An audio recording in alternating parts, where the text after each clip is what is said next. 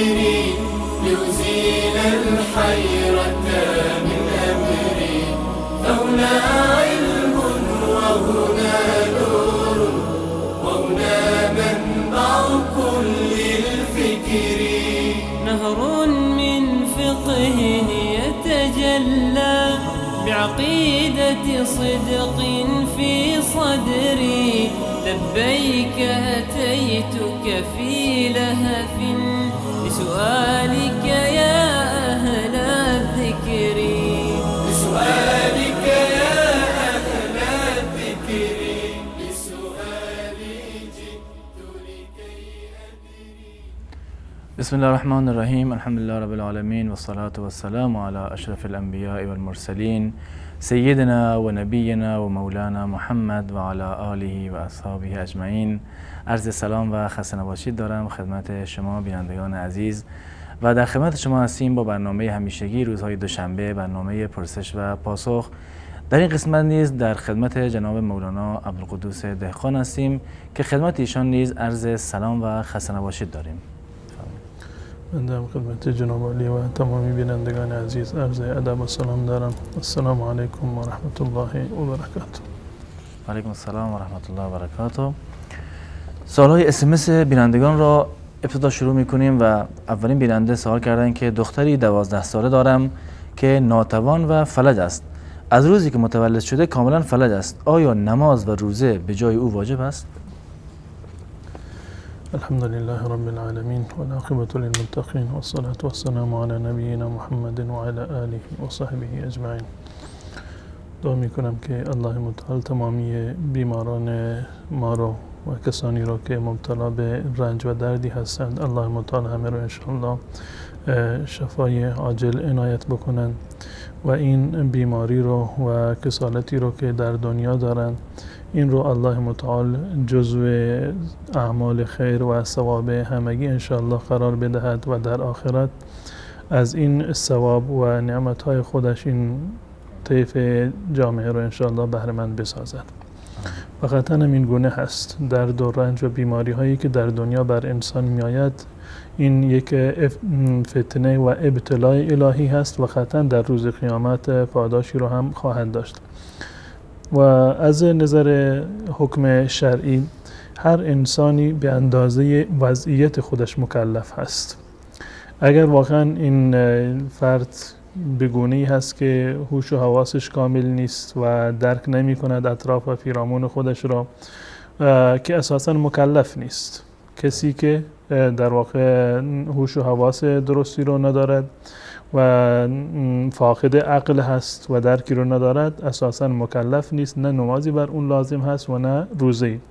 نه بر خودش لازم هست که نماز بخواند و نه بر در واقع خانوادهش پدر و مادر و بقیه خویشاوندانش که به جای اون نماز یا روزه یا عبادت دیگری رو انجام بدهند. و اگر ایشون یعنی عقلش سالم هست، انسان سالمی هستند از نظر عقلی منتها از نظر بقیه اعضایش فلج هستند، نمیتواند بایستد، نمیتواند راه برود، نمیتواند وضو بگیرد، این نمازی که بر چنین شخصی لازم هست در حد خودش هست. یعنی برای ایشون که نمیتوانند قیام لازم نیست، رکوع لازم نیست، سجده لازم نیست، همین اندازه که نشستند میتوانند که قرآن رو بخونند، فاتحه رو و قرائت بخونند و حتی به اشاره مثلا رکوع بکنند یا سجده بکنند، همین اندازه برای ایشان کفایت میکنند. اگر عقل دارند و سالم هستند از نظر عقلی باید خودشون نماز بخونند، به این معنی که اگر ایستاده نمیتوانند نشسته نماز بخونند، نشسته نمیتوانند دراز کشیده نماز بخونند، اگر نمیتوانند رکوع و سجده بکنند با اشاره میتوانند که این اعمال رو انجام بدهند و در این صورت نماز به صورت کلی از عهده اون ساقط نمیشود. یعنی در همین حدی که هست باید نماز بخواند تا جایی که توان دارد و به هر مرحله‌ای که در واقع میتواند که نماز را ادا بکند. ایستاده نمیتواند نشسته نمیتواند خوابیده و رکوع و سجود حتی نمیتواند انجام بدهد با اشاره باید نماز را بخواند و این نمازی که به این گونه میخواند ثوابش یک ثواب کاملی هست، زیرا که به خاطر عذر و معذوریت نشسته نماز میخواند یا خوابیده یا با اشاره نماز میخواند. و بالفرض اگر که باید بخونند، اگر واقعا عقلشون سالم هست باید خودشون بخونند با همین کیفیتی که عرض کردم. در هیچ صورتی و در هیچ مسئله نماز خواندن به جای فرد دیگر جایز نیست، چه انسان سالم باشد یا این که بیمار باشد، چه زنده باشد و چه مرده باشد. این که یک فردی به جای فرد دیگر نماز بخواند ما در شریعت اسلامی چنین چیزی رو نداریم، نه به عنوان اصالتا داریم و نه نیابتا و نه حتی قضا هم نداریم. یعنی این که اگر مرده از دنیا رفته و نمازی رو از اون قضا شده، بر بازماندگانش لازم نیست که به جایش نماز بخونن. نه تنها لازم نیست بلکه حتی جایز هم نیست، چون این چیزی در شریعت اسلامی وجود ندارد. پس بنابراین اگر می توانند خودشون بخونن، در هر مرحله که هستند خودشون بخونن، و اگر به صورت کلی فاقد عقل هستند و هیچ گونه توانایی رو ندارن، در این صورت نماز و روزه برایشون فرض نیست و هیچ کسی هم موظف نیست که به جایشون نماز و روزه بگیرند. جزاکم الله خیر. بیننده بعدی سوالش این است که در مورد یکی از اعضای عورت است که آیا پا جزو عورت هست یا نه؟ بفرمایید. در مورد عورت یک بحث در واقع دوگانه‌ای وجود داره. یک عورتی ما داریم به صورت کلی عورت هست، هم در نماز و هم در غیر نماز. بله. یعنی قسمت‌هایی از بدن که پوشیدنش در زمانی که انسان در حضور افراد دیگر هست و نامحرم وجود دارد و فرد دیگری وجود دارد، باید این قسمت بدن را کاملا بپوشاند. به نسبت مردها عورتشون از ناف گرفته تا زانو هست، یعنی این قسمت بدن را همیشه باید بپوشانند و در حضور کسی این قسمت از بدن نباید ظاهر و پیدا بشود. و نسبت به زن تمام بدنش عورت هست. نسبت به زن در غیر نماز تمام بدنش عورت هست، یعنی به هیچ عنوان فرد نامحرم بدن زن رو نباید ببیند. این حکم کلی هست که رأی جمهور اهل سنت و الجماعت این هست. این بحث عورت هست به صورت کلی، اعم در نماز یا در غیر نماز. منتها در نماز یک حکم کاملتر و بزرگتری رو داریم که در روایات و در آیات به عنوان زینت از اون تعبیر شده که به عنوان زینت است. به طور مثال مردی که مثلا عورتش تنها از ناف تا زانو هست، به هیچ عنوان نمیتواند که این گونه نماز بخواند. فرض بکنیم که یک شلواری رو به این اندازه داشته باشد که از نافش تا زانوش باشد، نماز خوندن در چنین لباسی در واقع درست نیست. بلکه در این زمینه روایاتی هم وجود دارد هر کسی که نماز بخواند در صورتی که شانه هایش مثلا بیرون هستند نمازش درست نیست. از این منع شده. معلوم می شود که عورت در نماز یک چیزی دیگر هست و عورت در غیر نماز یک چیز دیگر هست. در هنگام نماز انسان باید عورتش به صورت کامل که پوشیده هست، اون یک مطلب جداگانه هست. اضافه بر این باید پوششی رو به عنوان زینت هم داشته باشد، یعنی یک پوشش کامل و صحیح باشد.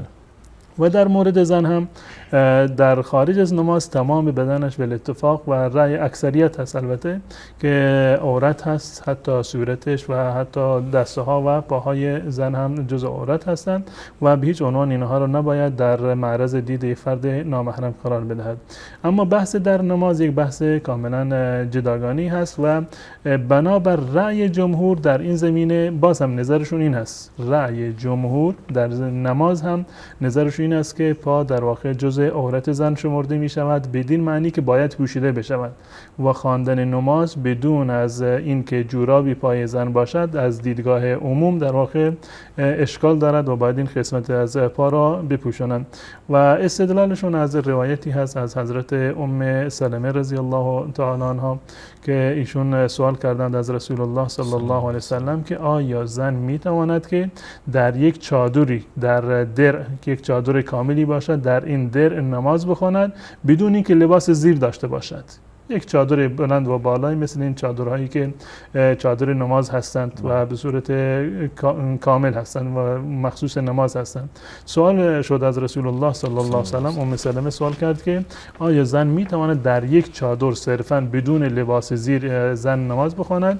رسول الله صلی الله علیه و سلم فرمودند اذا کان الدرع سابغا یغطی ظهور قدمیها. بله، در صورتی که این درع و چادر سابق باشد، یعنی بلند باشد و به گونه‌ای که پشت پای زن رو هم بپوشاند. یعنی در وقتی که ایستاده این چادر یا این خمار یا در هر چی که اسمش را بگذاریم به گونه‌ای بلند و دراز باشد که به زمین برسد که پاهای زن در این واقع پوشیده بشود. در این صورت میتواند که تنها با همین یک چادر بدون اینکه لباس زیری هم داشته باشد در واقع نماز بخواند. منتها این روایت که در سنن ابو داود هست از نظر سندی اشکال دارد. این روایت ضعیفی هست و از این روایت نمی شود که این حکم رو در واقع ثابت کرد. پس بنابراین در این زمینه به نظر من رأی و قول راجح مذهب امام ابو حنیفه رحمت الله علیه هست که نظر ایشون در این زمینه این است که اگر زنی در حالتی نماز بخواند که پشت پایش در واقع بیرون باشد، قطعا این در منزل هست وقتی که نماز میخواند. اگر پشت پایش ظاهر باشد و جوراب نداشته باشد نمازش درست هست و پوشیدن این قسمت دلیل هم داره این رأی یا بحث دلیل ابو حنیفه؟ بحث اینه که در عورتی که عرض کردم، عورت نماز و غیر نماز با هم دیگر کاملا تفاوت دارند. وقتی که زن در منزل نماز میخواند و در حضور محارم هست، پوشیدن نه تنها پا، حتی پوشیدن سر و صورت و دست و بازو هم الزامی نیست. بحث زن در مقابل محارمش یک بحث جداگانه هست و در مقابل دیگران یک بحث کاملا جداگانه هست. پس بنابراین وقتی که یک فردی تنها هست، در منزل هست یا در حضور در واقع خانواده و محارم خودش هست، هیچ اجباری نیست و نمیتونیم که کسی رو اجبار بکنیم که باید این قسمت ها از بدن را بپوشاند. و قطعا وقتی که نماز میخونند هم در منزل هستند و در حضور احیانا خانواده و محارم خودشون هستند. و دلیلی برای این که زن را ملزم بکنیم که باید این قسمت پا را بپوشانند دلیلی برای اثباتش وجود ندارد.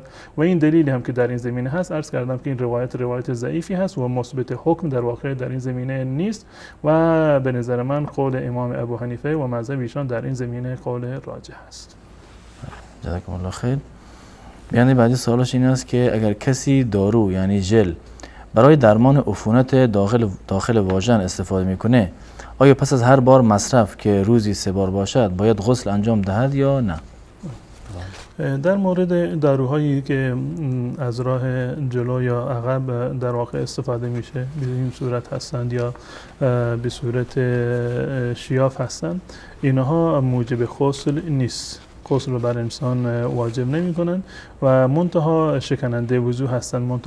و دقیقاً موردی که این بیننده عزیزمون اشاره کردن، این غسل لازم نمی شود. یعنی اگر یک زنی دارویی رو استفاده کرد بر اون غسل لازم نیست و صرفاً وضو در این زمینه کفایت می کند.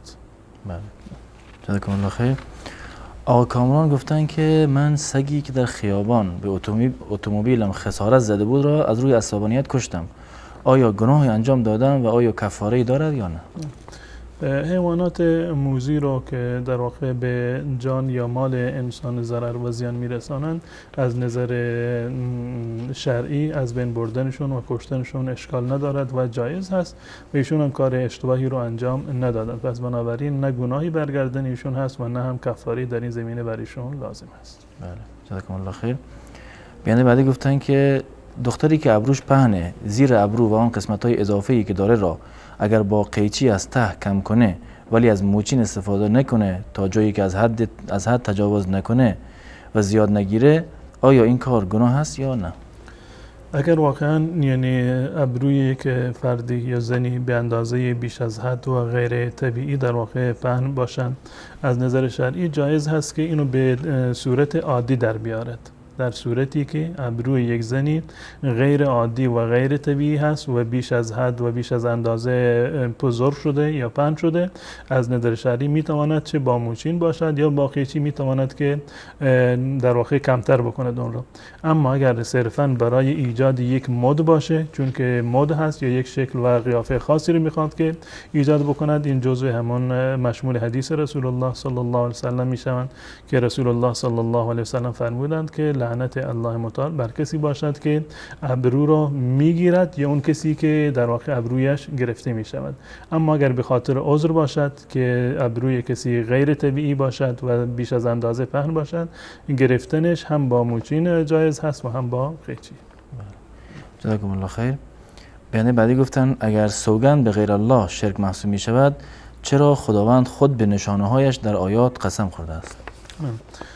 سوگند خوردن به غیر الله بله شرک است، زیرا که سوگند خوردن به چیزی غیر از خدا این به معنی تعظیم هست و اون چیزی رو که در روایات اومده و در مفهوم آیات قرآن کریم اومده، انسان باید صرفاً به نام الله متعال و صفات الله متعال در واقع قسم بخورد. رسول الله صلی الله علیه وسلم میفرماند من کان حالفا فلیحلف بالله او لیسکت، اگر کسی میخواد قسم بخورد باید به نام الله قسم بخورد وگرنه ساکت باشد. این دستور اکیدی هست از جانب رسول الله صلی الله علیه وسلم در این زمینه. منتها قسم های الله متعال یک حکم دیگر دارند و ما به هیچ عنوان نمیتوانیم که بنده را بر در واقع الله متعال و بر آفریدگار مقایسه بکنیم. حکم بنده یک چیز دیگر هست به عنوان تعبد، یک چیزی رو که الله به اون دستور داده باید انجام بدهد و عملی بکند، و حکم الله متعال یک چیز کاملا جداگانه هست که به هیچ عنوان الله متعال را نمی شود که بازخواست کس که چرا فلان کار رو انجام داده، چرا فلان کار رو مقدر کرده یا مقدر نکرده. و هدف از قسم هایی که در قرآن کریم وجود دارد به مخلوقات الله متعال در واقع قسم خورده شده، به زمانها و به مکانها، به جان انسانها در واقع قسم هایی که یاد شده، این صرفاً برای بیان اهمیت هست، برای اینکه الله متعال جلب نظر و توجه بکنند مردم را که به این گونه موارد در واقع اهمیت بیشتری را قائل بشوند. بدین خاطر این موارد کاملا بحثش با بحث قسمی که انسان میخورند کاملا متفاوت است. وقتی که الله متعال قسم میخورد به یکی از مخلوقات خودش برای بیان عظمتش یا برای بیان اهمیتی که دارند یا برای اینکه مردم را در واقع تشویق بکنند که در این زمینه بیاندیشند. و در مورد انسان ها روایتی رو که عرض کردم کاملا صریح است که رسول الله صلی الله علیه و سلم فرمودند اگر کسی نیاز دارد که قسم بخورد به نام الله متعال قسم بخورد یا اینکه به صورت کلی قسم را ترک بکند. سپاسگزارم از شما. بیننده بعدی گفتن آیا کارمزد 4% برای وام بانکی داخل ایران جایز است یا نه؟ سود بانک ها در ایران 20% است. این تعبیری که امروزه در ایران به عنوان کارمزد در واقع مشخص می شود، این یک فریب بانکی هست. در واقع به هیچ عنوان به عنوان کارمزد محاسبه نمی شود و وجاهتی رو نداره که این رو ما به عنوان کارمزد در واقع تعریف بکنیم، زیرا که مزدی که انسان در واقع میگیرد در مقابل وامی که یک فردی از یک بانکی دریافت میکنند این درصدی هست. مثلا 4% این رو مشخص کردن، یعنی این که این 4% و مزد و در واقع کرایه و حق و زحمه اون کسی که در بانک کار میکند به اندازه‌ای که مبلغ دریافتی شما بیشتر بشود اونم در واقع بالاتر میرود. در صورتی که اون مبلغی که مثلا شما میروید از یک بانک قرض میگیرید 10 میلیون، من میروم به 100 میلیون من قرض میگیرم از همین بانک و اقساطش با هم دیگر برابر هست، یعنی 10 قسط هست که هم من باید پرداخت بکنم هم شما. یعنی این که قلم و کاغذی که بانک در این زمینه مصرف میکند وقتی که کارمند بانک برای من و شما میگذارد از نظر ظاهری هیچ گونه تفاوتی رو با هم دیگر ندارند، منتها اون مبلغی رو که سودی رو که از من میگیرد خیلی بیشتر از سودی هست که از شما میگیرد. پس بنابراین این کارمزد نیست، این همون سودی هست که از پول گرفته میشود. 4% از کل مبلغ رو به عنوان سود میگیرن و این همون ربا هست و هیچ گونه توجیه شرعی ندارد. بله اگر در یک بانکی 1% رو مشخص بکنند، یک مبلغی رو مشخص بکنند که هر کسی که از این بانک به طور مثال یک قرضی رو دریافت بکنند ما 100,000 1 میلیون 2 میلیون مثلا به عنوان دستمزد کارمند خودمون میگیریم، قطع نظر از این که شما که اومدید وامی رو دریافت کردید وامیتون کم باشد یا زیاد باشه، دستمزد و حق و زحمه کارمند بانک این اندازه هست. شما هر مبلغی رو که می‌خواهید در واقع وام بگیرید. اگر این گونه باشد که کارمزد یا حق و زحمه با متفاوت بودن سقف وام بالاتر و پایین نرود، در این صورت همون کارمزد هست و اشکال شرعی ندارد. اما اگر با توجه به سقف وام در واقع بیشتر بشود، این در واقع همون سود هست که اسمش رو گذاشتند کارمزد و هیچ گونه وجاهت و توجیه شرعی ندارد و ناجایز و حرام هست. بله. تشکر می‌کنم از شما. بیننده بعدی گفتن والدینم در 4 سالگی از هم جدا شدن، در سن 4 سالگی بچه اینی. پدرم هیچ وقت اجازه دیدن مادرم رو نمیداد و از روزی که خودم رو میشناسم بدنم با کمربند کبود میکرد و خودم خونه‌های این و اون بزرگ شدم. خیلی آسیب دیدم. آیا پدرم حقی بر گردنم دارد؟ حقوقی رو که یک پدر در مقابل فرزند دارد یا فرزند در مقابل پدر دارد، اینها حقوق ثابت شده ای هست و الله متعال همه را مؤاخذه خواهد کرد. وقتی که حق در واقع بحث حق مطرح است، تفاوتی نداره که این حق فرزند بر پدر باشد یا پدری بر فرزند باشد، قطعا الله متعال هر حقی رو به صاحبش در روز قیامت باز خواهند گردان.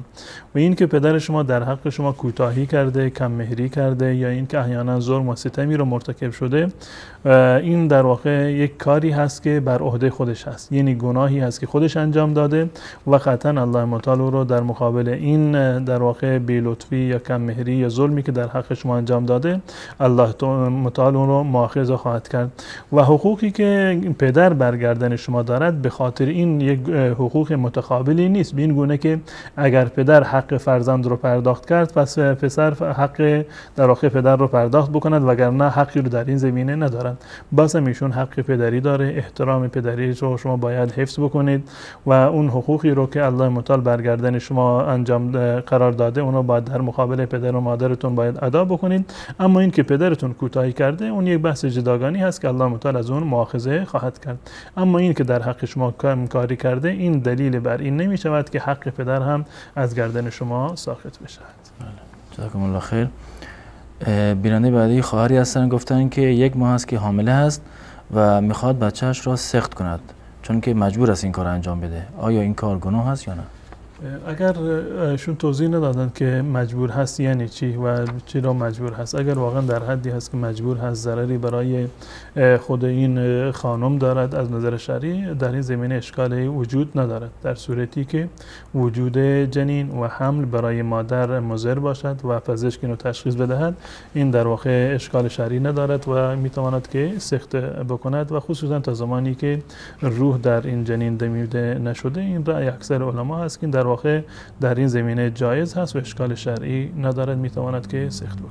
حالا اگر بهانه‌های دیگه باشه، میگه مثلا من کارمند هستم، معلم هستم یا الان بچه نمیخوام، این مجبوری ها باشه، به صورت کلی جنین رو نباید سخت کرد، جنین رو نباید سخت کرد و عذرهایی که در این زمینه وجود دارند فقط در صورتی هست که این جنین در شکم مادر در واقع مرده باشد، فوت کرده باشد و صورت دوم این که وجود این جنین برای مادر ضرر داشته باشد و منجر بشود به تلف شدن در واقع خود مادر. در این صورت به اتفاق علما سخت جنین در واقع جایز هست.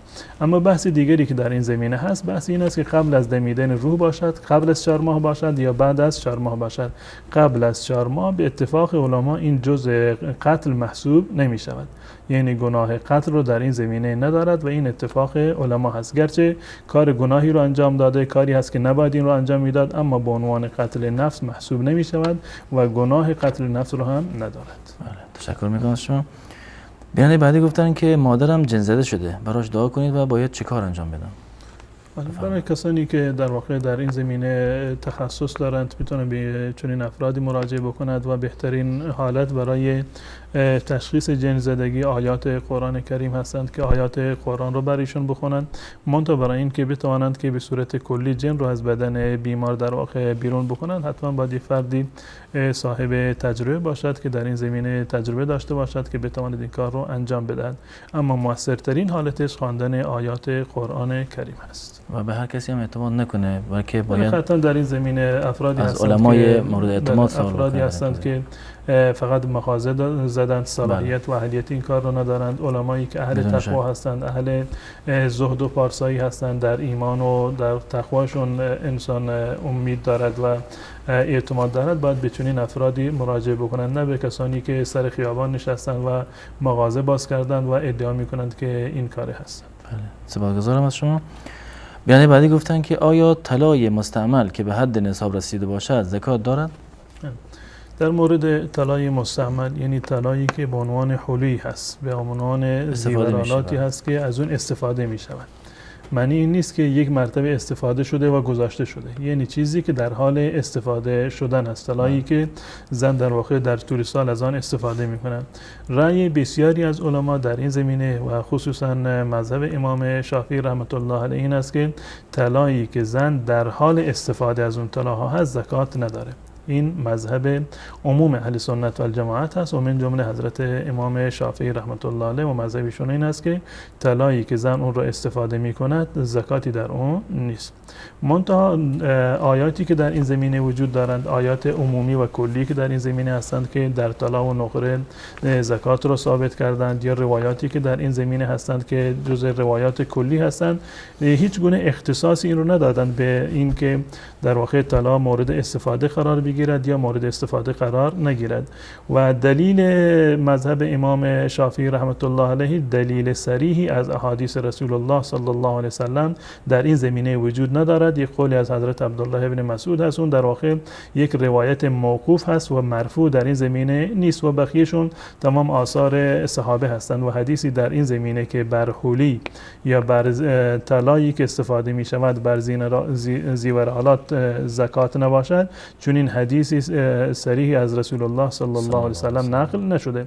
و نظر بنده و بسیاری دیگر از علما و خصوصا مذهب امام ابو حنیفه رحمت الله علیه این است که طلا ولو این که استفاده نشود در اون زکات هست.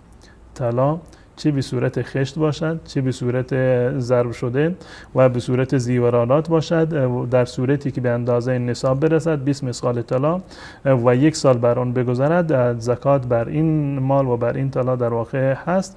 و دلایلی که برای وجوب زکات هستند هم قوی تر هستند از نظر سندی و از نظر دلالت و هم از نظر احتیاط اولاتر هستند در واقع اولاتر هستند. در این زمینه روایتی هست در سنن ابو داود هست، در سنن ترمذی و نسائی و مسند احمد و دیگران اینو نقل کردند. روایت از حضرت عمرو ابن شعیب هست که از پدر و از جد خودش نقل کرده که میگه یک زنی اومد در محضر رسول الله صلی الله علیه وسلم، یک مادری همراه با دخترش بودن، اومدن محضر رسول الله صلی الله علیه وسلم و در روایت آمده که فی ید ابنتها مسکتان قلیزتان من الذهب، در دست دختر این خانمی که آمده بودن 2 علنگوی غلیظ و کلفت وجود داشت. 2 علنگوی غلیظ و کلفت بودند که از طلا بودند. رسول الله صلی الله علیه وسلم فرمودند اتعطین زکات هذا، آیا شما زکات این رو پرداخت میکنید؟ خب علنگو جز طلاهایی هست که استفاده میشود و مستعمل هست و جز زیورالات هست. فرمودند آیا زکات این رو پرداخت میکنید؟ اون زن گفت که نه یا رسول الله، من زکات این رو پرداخت نمیکنم. رسول الله صلی الله علیه وسلم فرمودند که ایسرک ان یصورک الله تعالی یوم القیامه سوارین من نار، آیا دوست داری که الله متعال در روز قیامت 2 علنگوی آتشی در دستت بکنن؟ یعنی به سبب این که زکاتش رو نمیدهی این تبدیل می شود در روز قیامت به 2 علنگوی در واقع از آتش جهنم، یعنی این که در روز قیامت شما مؤاخذه می شوید. و این روایت عرض کردم که هم از نظر سندی قوی تر از دلایل گروه اول هست و هم از نظر بعد احتیاطی این هم اولاتر و بهتر هست. و مذهب امام ابو حنیفه و بسیاری دیگر از علما و صحابه و تابعین هم این هست و این رأی از دیدگاه بنده ترجیح دارد و قوی‌تر و صریح‌تر است. جزاکم الله خیر.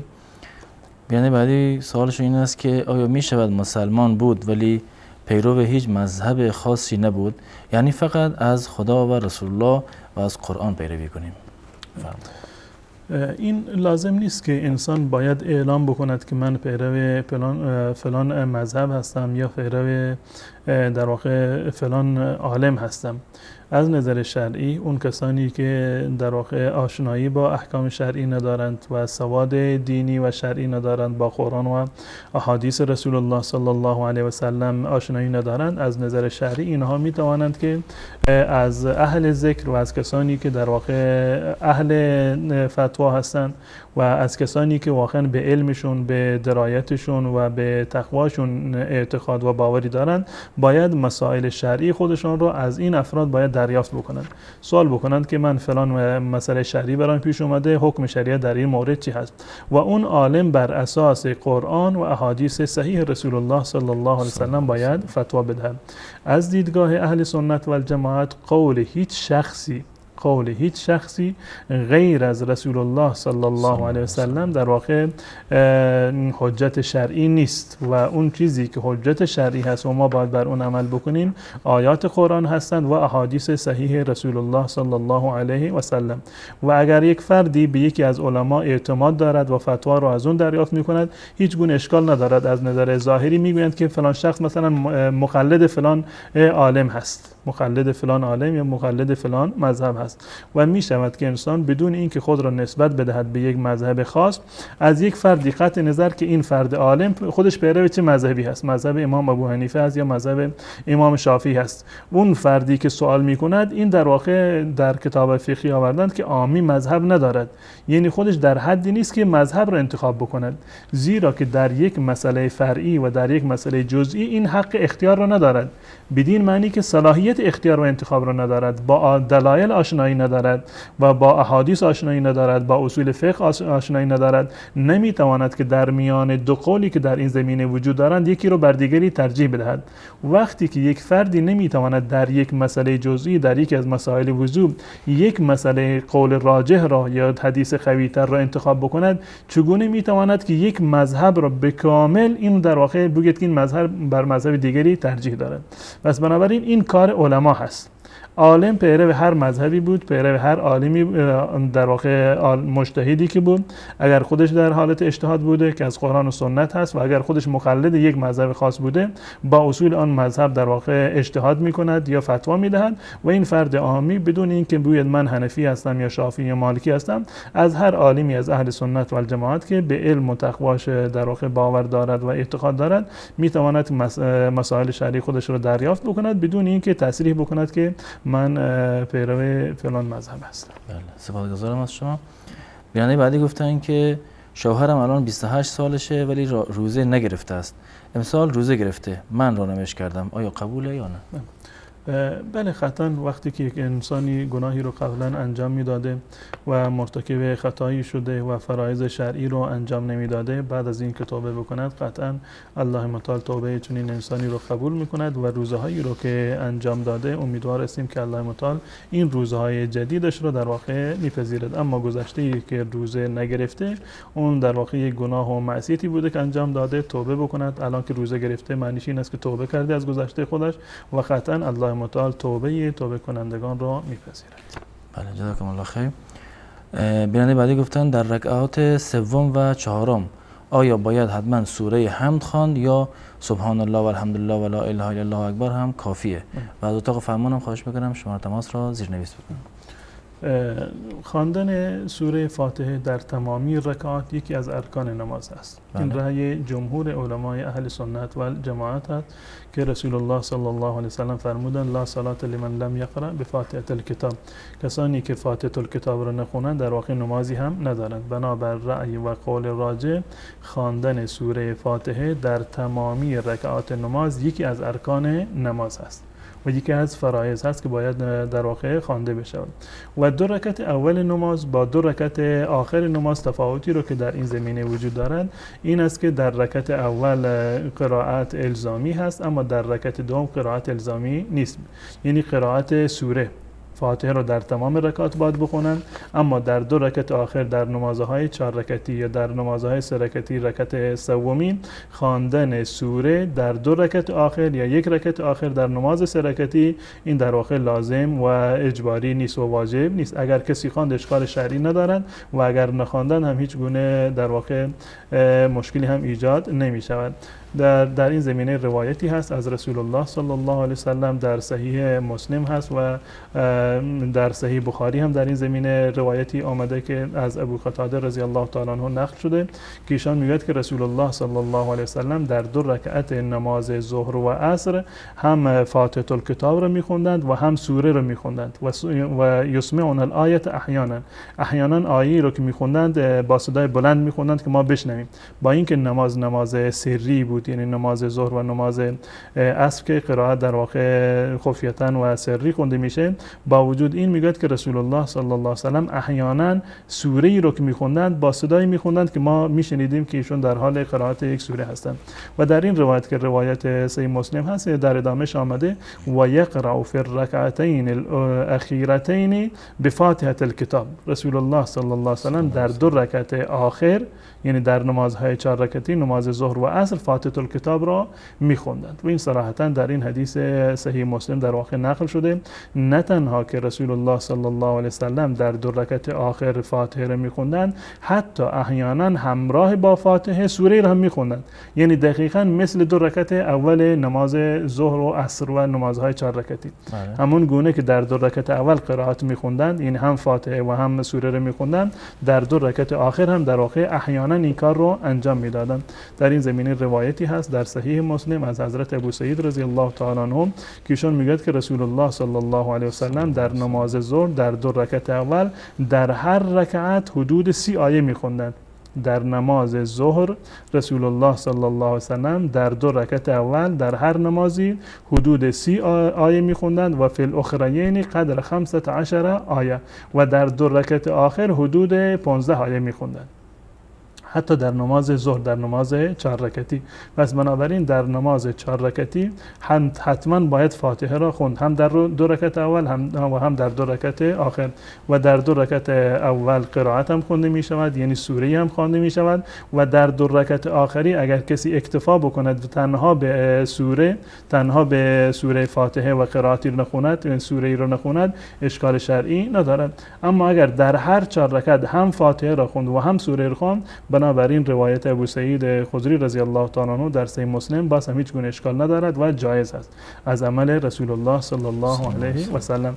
پس بنابراین این نظری که میگویند که در دو رکعت آخر نماز به جای سوره فاتحه سبحان الله و الحمدلله لا اله الا الله و الله اکبر بخونیم، این نظریه نظر وجیهی نیست و صرفا در واقع نظر برخی از فقها هست که به هیچ عنوان نمیتواند حجت قرار بگیرد، زیرا که در روایات صحیح و صریح از رسول الله صلی الله علیه و سلم نقل شده که ایشون هم دستور دادند که باید قرائت را خونده بشه، مانند حدیث حضرت ابو هریره رضی الله تعالی عنه که معروف است به حدیث مسیء صلات و هم حدیث عبدالله ابن عمر و دیگر روایاتی که در این زمینه وجود دارد که در واقع قرائت فاتحه رکنی از تمام ارکان نماز و تمام رکعات قرار میدهد. و هم این دو روایتی که از حضرت ابی قتاده و از حضرت ابو سعید خدری رضی الله تعالی عنه در صحیح مسلم و در بقیه کتاب‌ها وجود دارند. پس بنابراین در تمامی رکعات نمازهای 4 رکعتی باید سوره فاتحه خوانده بشود و اذکار جایگزین فاتحه نمیتوانند قرار بگیرند. سپاسگزارم از شما. تماس‌های بینندگان وصله. فقط بینندگان عزیز خواهش میکنم که از طریق تلفن صدای ما رو بشنون و صدای تلویزیون رو کم بکنن تا وقت بینندگان دیگه نیز گرفته نشه. اولین بیننده رو میگیریم. سلام علیکم، لطفاً خودتون رو معرفی کنید و سوال شرعیتون رو بفرمایید. سلام علیکم، بفرمایید. الو، بفرمایید. الو، صدای شما داره وصل میشه و منتظر سوال شرعیتون هستیم. سلام علیکم برادر. میخواستم یک سوال شرعی داشته باشم. بفرمایید. سوال اول من است که اگر یک کسی یک مقدار پول داشته باشه و یک دخترش مثال عروسی کرده باشه و شوهر از وفا کرده باشه، چند تا اطفال کوچک داشته باشه و اونا بی سرپرست باشه، کدام درآمد نداشته باشه، آیا زکات بالای از او از طرف پدر مثال بر از او بده میشه؟ یک سوال ماست. و سوال دوم که اگر کسی در نماز مثال فرض 2 رکعات 4 رکعات فرض است، 2 رکعاتش پر است، 2 رکعاتش خالی است، 2 رکعات سوم خالی هم قل هو الله سهوا هم بخونه، آیا سجده سهوا بکنه باید یا از نماز از سر بخونه؟ یعنی بدون الحمد خوندن یا به چه صورت؟ نه، الحمد که خوانده شد مثال قل هو الله هم همراهش بخونه در رکعات سوم هم مثال 4 رکعات است، بله. 2 رکعاتش پر است، 2 رکعاتش خالی است. در خالی یک تنه الحمد خوانده میشه ولی بعضا سهوا میشه آدم قل هو الله میخونه. آیا این نماز از سر خوانده شوه یا مطلب امو سزی سوا. بله. تشکر میکنم از شما. بیننده بعدی رو بگیریم. السلام علیکم. و علیکم السلام و رحمت الله. بفرمایید. شبکه وصال حق هست؟ شبکه وصال حق و منتظر سوال شرعیتون هستیم بیننده عزیز. ما میخواستیم از تاجیکستان، بعضی مردم معتقد به همینه که مقصد تقیم همی شب کماندن، تقیم ماندن در همین سر چی از در اسلام هست از نیست؟ تاقی موندن؟ بله تاقی در سر موندن وقتی نماز. بله. سوال دیگه هم دارین؟ نه جزاکم الله خیر. سلامت باشین. تشکر میکنم از شما. بیننده بعدی رو بگیریم. سلام علیکم، بفرمایید. سلام علیکم. شبکه وصال حق. وصال حق و منتظر سوال شرعیتون هستیم. الان بپرسم؟ بله در خدمتتون هستیم. من میخواستم بدونم یه بانکی به اسم بانک امام حسین تو ایران وجود داره. خواستم ببینم این وامایی که ما از این بانک ها میگیریم، چون پیش بانک نوشته باید ایمان قلبی داشته باشید و قربتاً الله. میخواستم ببینم مشکل داره این که ما از این بانک ها میگیریم، مشکل شرعی داره یا نه؟ بله. سوال دیگه هم دارین؟ نه دیگه متشکرم. همینو. سلامت باش. ان شاء الله پاسخ دریافت میکنم.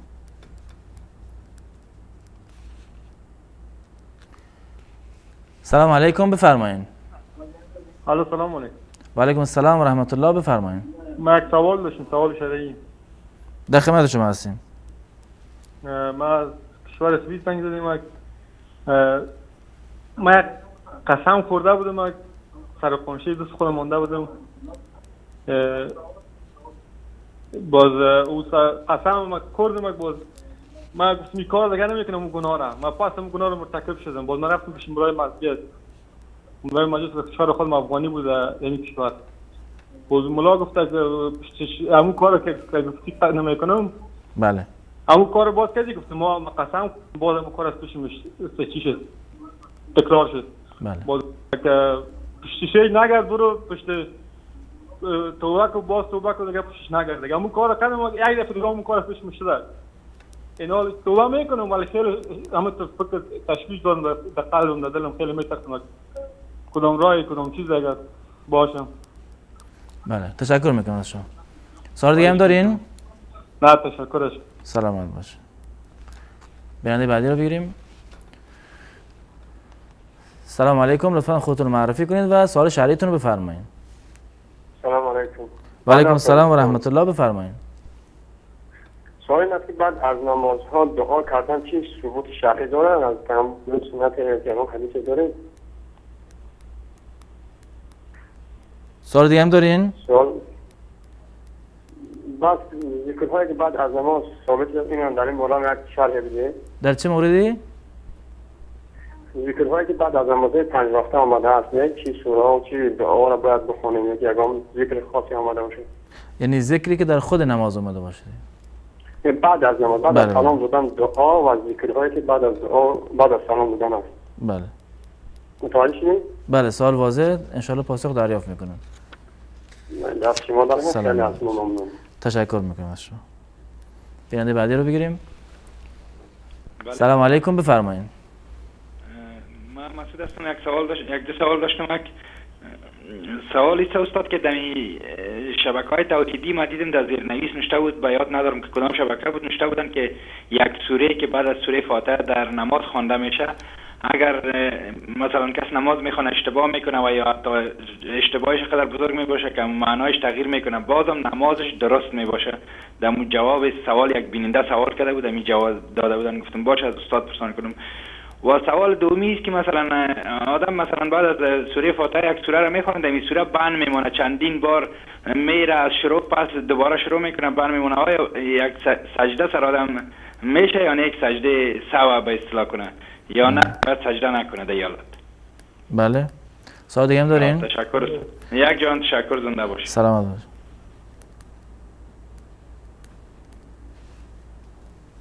بیننده بعدی رو بگیریم. سلام علیکم، لطفا خودتون رو معرفی کنید و سوال شرعیتون رو بفرمایید. سلام علیکم. و علیکم السلام و رحمت الله.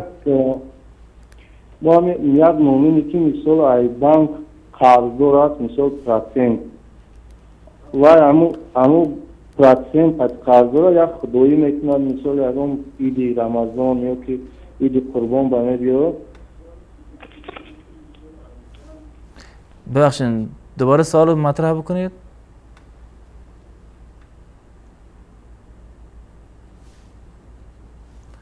ظاهراً تماسشون قطع شد.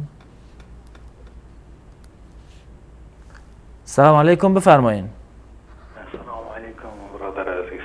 و علیکم السلام و رحمت الله، بفرمایید. انشاءالله که سلامت باشی برادر عزیز. ما را دعوت بانین، ما بیش قبل از اینکه در استودیو وصل شم برادر عزیز محترم، من دو سوال دارم امیر به طور نوشته به استاد بزرگوار. الان شما وصل هستین و صدای شما داره پخش میشه بیننده گرامی. خب امیر سوال شرعی بود که بفرمایید برادر، که مثلا در وقت نماز که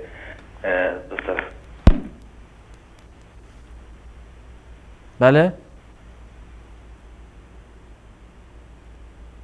ظاهراً تماسشون قطع شد. بیننده بعدی رو بگیریم. سلام علیکم، لطفا خودتون رو معرفی کنید و سوال شرعیتون رو بفرمایید.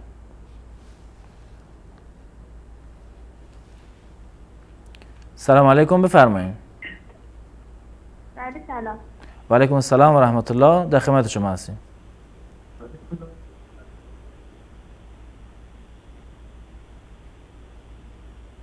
سلام علیکم، بفرمایید.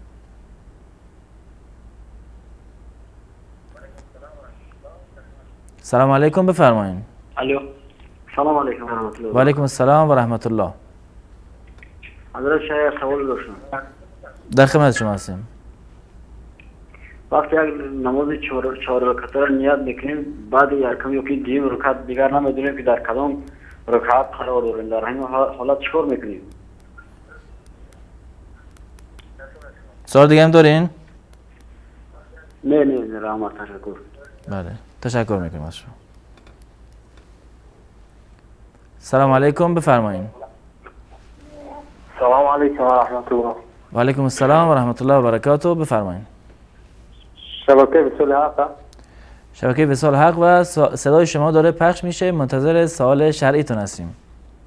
استاد یک سوال شرعی داشتیم. اگر شخصی که در وقت سر و کار با فروختن مواد مخدر هست و شخص دیگر در بانک کار میکنه، کارگر بانک است و این شخص در وقت پولهای همون رو گرفتن کمک میکنه، آیا در گرفتن کمک همین شخص شریک هست و پولی که برای حق کار میدهد آیا حق کار این بر این حلال است؟ این پولی که همین کس میگیره. سوال دارین؟ سوالتون واضح؟ سوال دیگه هم دارین؟ نه از او رحمت خدمت. تشکر میکنم. بیننده بعدی رو بگیریم. سلام علیکم، لطفا خودتون معرفی کنید و بفرمایید. شبکه وصال حق. شبکه وصال حق و صدای شما داره پخش میشه، منتظر سوال شرعیتون هستیم. یه سوال داشتم، یعنی دیه گرفتاری که طرف شما رو میخواد بزنه، میخواین دیه بگیرین حرامه حلاله؟ مثلا 5% یا 10%؟ مثلا قاضی واسه پزشکان نمینویسه دیه حلاله یا حرام؟ دیه به چه صورت باشه؟ دیه که مثلا یکی با تو احسن تو رو زده میخواد مثلا تو 4% یا مثلا پزشکانی واسه تو میگه دیه، آیا این دیه حرامه یا حلاله گرفتن؟ دیگه که در تصادف شده، صورتی که مثلا با یکی درگیر میشه تو میاد مثلا یا مالت میگیره یا اموالت به زور میره اونجا عمله میکنه سر صورتت میزنه، سر صورت 2% میشکنه، آیا تو میری پزشک قانونی میگه که مثلا آیا 4% دیگه کامل برای شما متعلق گرفته که این طرف باید بده. طرف هم میبینی که خیلی آدمی مثلا شهر رو مثلا اینجور آدمای خراب باشه و 4% دیگه مثلا مثلا تو قانونی بره، آیا گرفتن دیگه حرامه یا حلال؟ بله سوال واضحه. سوال دیگه هم دارین؟ نه همین رو دست شما دادن. انشالله پاسخ دریافت میکنیم. تشکر میکنم از شما. بیننده بعدی رو بگیریم. سلام علیکم، لطفا خودتون رو معرفی کنید و سوال شرعیتون رو بفرمایید. الو سلام علیکم. و علیکم السلام و رحمت الله. و علیکم السلام و رحمت الله. از تاجیکستان تماس میگیریم. بفرمایید. مسئله ماه شریف رمضان گرفتن روزه برای کی مثلا واجب است؟ یعنی بعد کدوم سن سال وقتی که مثال نفر 80 سال 90 سال عمر میبینه همون گرفتنش براش مثال فرض است فرض نیست تا چه سال تا چه وقت با واسطه با قدرت با قوت یا با سن سال هم وابستگی داره؟ بله. سوال دیگه هم دارین؟ نه ممنون. سوالشون فاضله؟ من فهمیدم. باز اگر بخوای تکرار کنم دوباره. بفرمایید تا شیخ هم بیشتر متوجه بشه. منظورم اینه که وقتی که برای یک فرد مسلمان گرفتن ماه شریف رمضان براش فرض میگردد مثال از سن 12 سالگیش یعنی انتهاش داره انتها یعنی یک نفر مثال میاد 80 سال عمر میبینه 90 سال عمر میبینه مثال قوت قدرتش با چیه برای او هم واجبه همین یعنی فرض گرفتنش یا که در سن سال معینی هم مثال بگیریم 80 سال داشته باشد دیگه قوت آنچنانی نداره گرفتن ماه رمضان براش مقصد تشکر میکنم همون ممنون. فطر روزه مثال بگیریم. سلام باش. تشکر میکنم شما. بیننده بعدی رو بگیریم. سلام علیکم بفرمایید. علیکم سلام. و علیکم السلام و رحمت الله بفرمایید. خسته نباشی. سلامت باشین. من از ایران زنگ میزنم. بفرمایید. میخواستم بپرسم که این اصلاحی که خانم‌ها اصلاح میکنن آرایش میکنن ابروهاشون رو برمیدارن دست پاهاشون که تیغ میزنن واجبه یا نه؟ بله. سوال دیگه هم دارین؟ برای یه سوال دیگه هم دارم از حاجی. میخواستم ببینم این کسی که میخواد بچه بندازه سخت میکنه این گناهه یا نه؟ دستتون در نکنه. یعنی به صورت کلی یا به خاطر مسائل طبی یا مشکلاتی که داره؟ بله. یعنی به صورت کلی میخواد بچه بندازه یا به خاطر مشکلات مریضی یا چیزی داره؟ نه اصلا بچه استفاده داره خواب نمیخواد یعنی بچه که داره اضافه نمیخواد. بله. تشکر میکنم از شما. میخوام بپرسم ببینم گناهه یا نه؟ انشاءالله پاسخ رو دریافت میکنه. دستتون در نکنه. خدا سلامت باش. بیننده بعدی رو بگیریم. سلام علیکم، لطفا خودتون رو معرفی کنید و سوال شرعیتون رو بفرمایید. سلام علیکم و رحمت الله و برکاته. و علیکم السلام و رحمت الله و برکاته. حسین هستم از روسیه. حسین عزیز از روسیه. بفرمایید. یک شخصی وفات میکنم میمیرد بعد از مردن میت بر اون سیوگه هم میکنن روز 3 و 7 و 20 و آش 40 و آیا هم یا اصل شرعی داره یا نداره؟ بله. سوال دیگه هم دارین؟ که در همین مورد پس از مردن میت یک طبق گندم میریزن و دوره میکنن میگن که این خیرات برای نمازهای قضا یا که روزه قضا داشته باشه تا که الله متعال یعنی یک سبد گندم میریزن و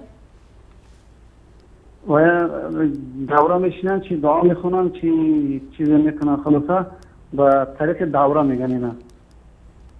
بله. خب بعد میگن که برای خیرات برای نمازهای قضا یا که هر گناهی کرده بود الله تعالی اونا ببخشد. آیا اصل شرعی داره یا نداره؟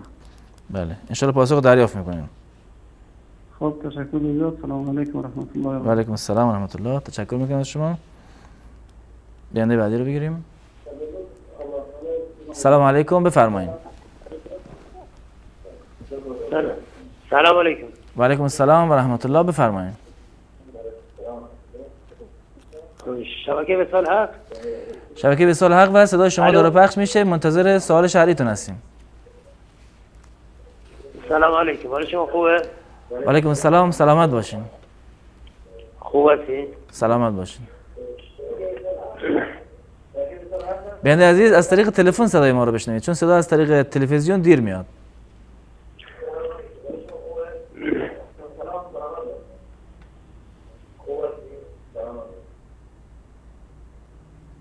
بیننده بعدی رو بگیریم. سلام علیکم بفرمایید.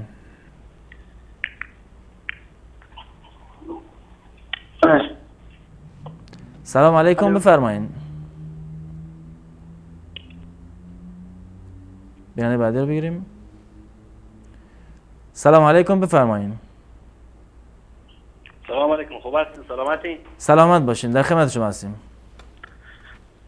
من سوال این بود از استاد که اولتر از این واسه تمام برادران اهل تشیع که این صدا میشنوند، ما خود من سنی هدایت شده ام، ولی سوال فقهی داشتم از این که اگر زنی که نسازه با شوهر خو ارزم بزرگ شما به طریق از این که نافرمانی بکنه، حالا او بگه من اصلا هیچ توقعی از تو ندارم به شرط از این که من از اولادام سوا نکنی، آیا من سوال این بود که این گناهی به گردن ما داره یا ای که نه؟ یک دوم از این هم ای که اگر 3 بار طلاق به 1 بار گفته شده این طلاق شده یا نشده؟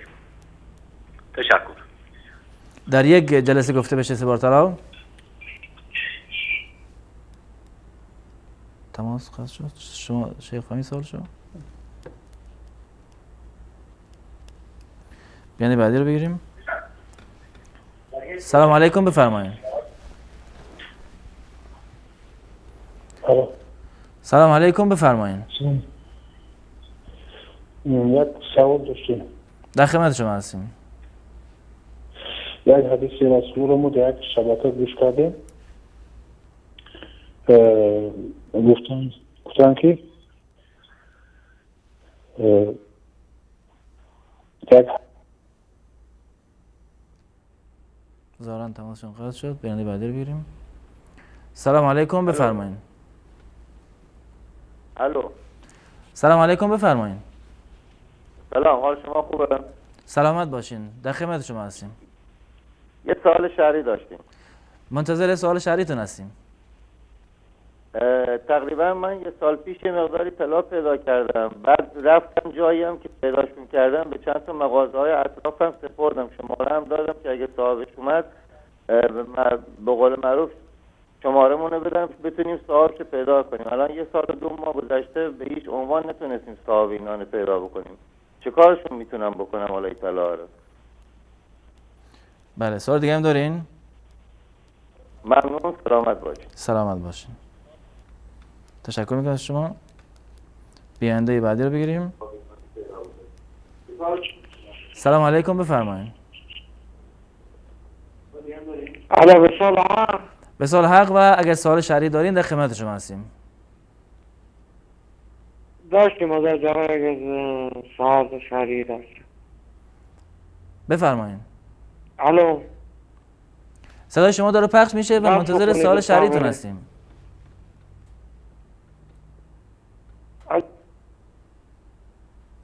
شیخ کافی یا ادامه بدیم؟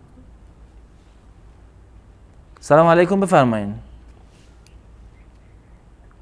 سلام علیکم و رحمت الله و برکاته. و علیکم السلام و رحمت الله و برکاته. بفرمایید. استاد بخشید سوالی داشتم، یک چند تا سوال. بخشید کودکانی که در خوردی وفات میکنن، فرزندی من در سن 4 سالگی وفات کردگی است و بخشید سوال دوباره تکرار کنید. درباره کودکانی که در خوردی وفات میکنن و درباره همون میفهمند استاد و حاضر آنها در چی حالت هستن، آیا با حضرت ابراهیم علیه السلام هستن؟ من در کجای خوانده بودم کودکانی در اطراف پیامبر صلی الله علیه و سلم. بله. درباره همین کودکانی که در خوردی وفات میکنن درباره همون گل میزنید استاد. و دیگر سوالم مرا بخشید، من بوره همسرم به من مبلغ داده بود، الله مهربان رحمت مغفرت کنه همسر مهربان الله، و برای خرج روزگار، ولی من بستم و قرآن کریم خریدم و یعنی همسرتون به شما مبلغ داده بود؟ مبلغ داده بودم که برای خرج روزگار. بله. بعد من قرآن کریم خریدم و حاضر که او در قید حیات نیست، الله مهربان رحمت مغفرتش کنه، و من هر باره که قرآن کریم رو میخوانم و آیا اجری به همسرم میرسد. و سال دیگر استاد مرا ببخشید، و از طرفی کاری همسرم برای کودکانم نفقه میگیرم و آیا من این نفقه کودکانم رو برای کودکانم صرف میکنم، آیا به همسرم یگان اجر و ثواب میرسد؟ همین را میفهمم دوستان بزرگوار. بله، سوال دیگه هم دارین؟ متشکرم. الله مهربان جزای خیر به همه شما استادان بزرگوار. السلام علیکم و رحمت الله و برکاته. سلامت باشین. و علیکم السلام و رحمت الله و برکاته. بیانده بعدی رو بگیریم. سلام علیکم، بفرمایین. سلام علیکم و رحمت الله. و علیکم السلام و رحمت الله و برکاته، بفرمایین. سوال داشتیم الحمدلله. منتظر سوال شرعیتون هستیم. حضرت همین چیه پرسیدیم نماز زن از مرد یگون فرقیت داره در همین با پیامبر صلی الله علیه و سلم یگون حدیث مبارکش هست که مثل طرز خواندن نماز زن از مرد یگون در رکوع در سجده و در یگون چی فرقیت داشته باشد؟ بله، سوال دیگه هم دارین؟ جزاک الله خیر. سلامت باشین. انشالله پاسخ بعد میان برنامه دریافت میکنید. بیانده بعدی رو بگیریم. سلام علیکم. اگر سوال شرعی دارین لطفاً بفرمایید.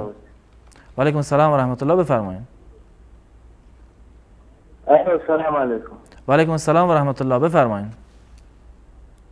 دو تا سوال شرعی داشتم. یکی می‌خواستم بگم که نماز جنازه رسول اکرم صلی الله علیه و سلم را چی داده و دوم که ببخشید نماز جنازه نماز جنازه رسول اکرم صلی الله علیه و سلم را چی داده؟ بله، سوال بعدی؟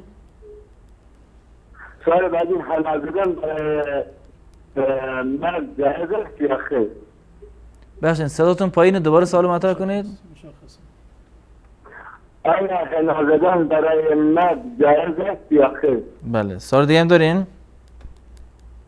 تشکر، خدا حافظ. سلامت باشین. انشالله پاسخ رو دریافت میکنین. آخرین تماس بیننده رو بگیریم. سلام علیکم، بفرمایین. سلام علیکم و رحمت الله. و علیکم السلام و رحمت الله و برکاته، بفرمایین.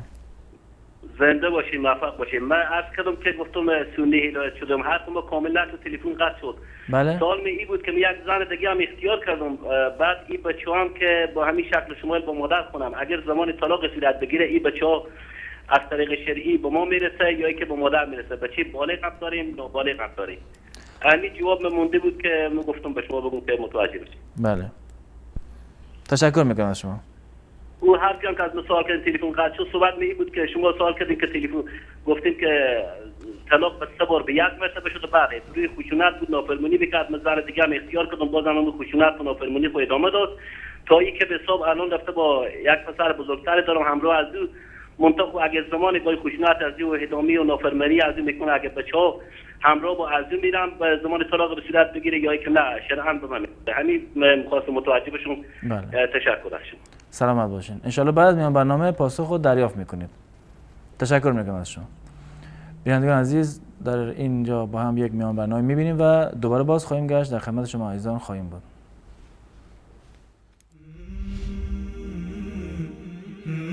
فرصتی دیگر برای شما بینندگان عزیز.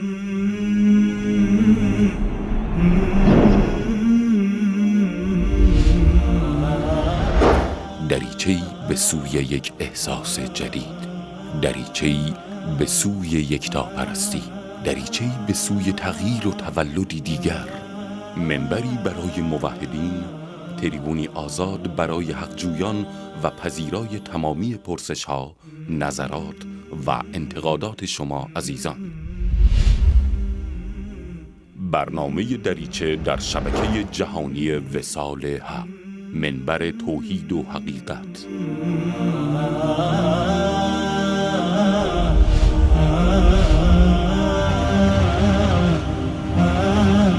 برنامه دریچه 5 شنبه ها به صورت زنده ساعت 14:30 به وقت مکه مکرمه، 16 به وقت تهران و کابل، 16:30 به وقت تاجیکستان.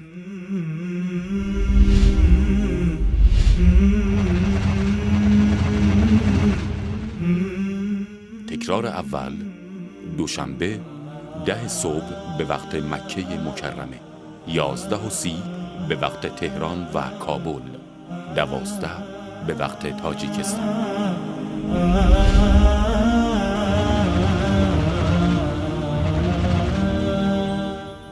و تکرار دوم چهارشنبه 1 دقیقه بامداد به وقت مکه مکرمه، 1:30 بامداد به وقت تهران و کابل، 2 به وقت تاجیکستان.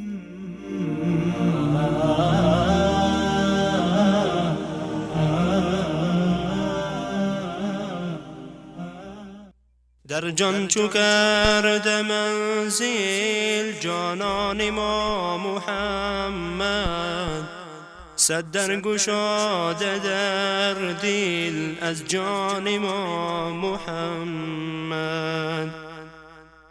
در جان چو کرد منزل جانان ما محمد، صد در گشاده در دل از جان ما محمد.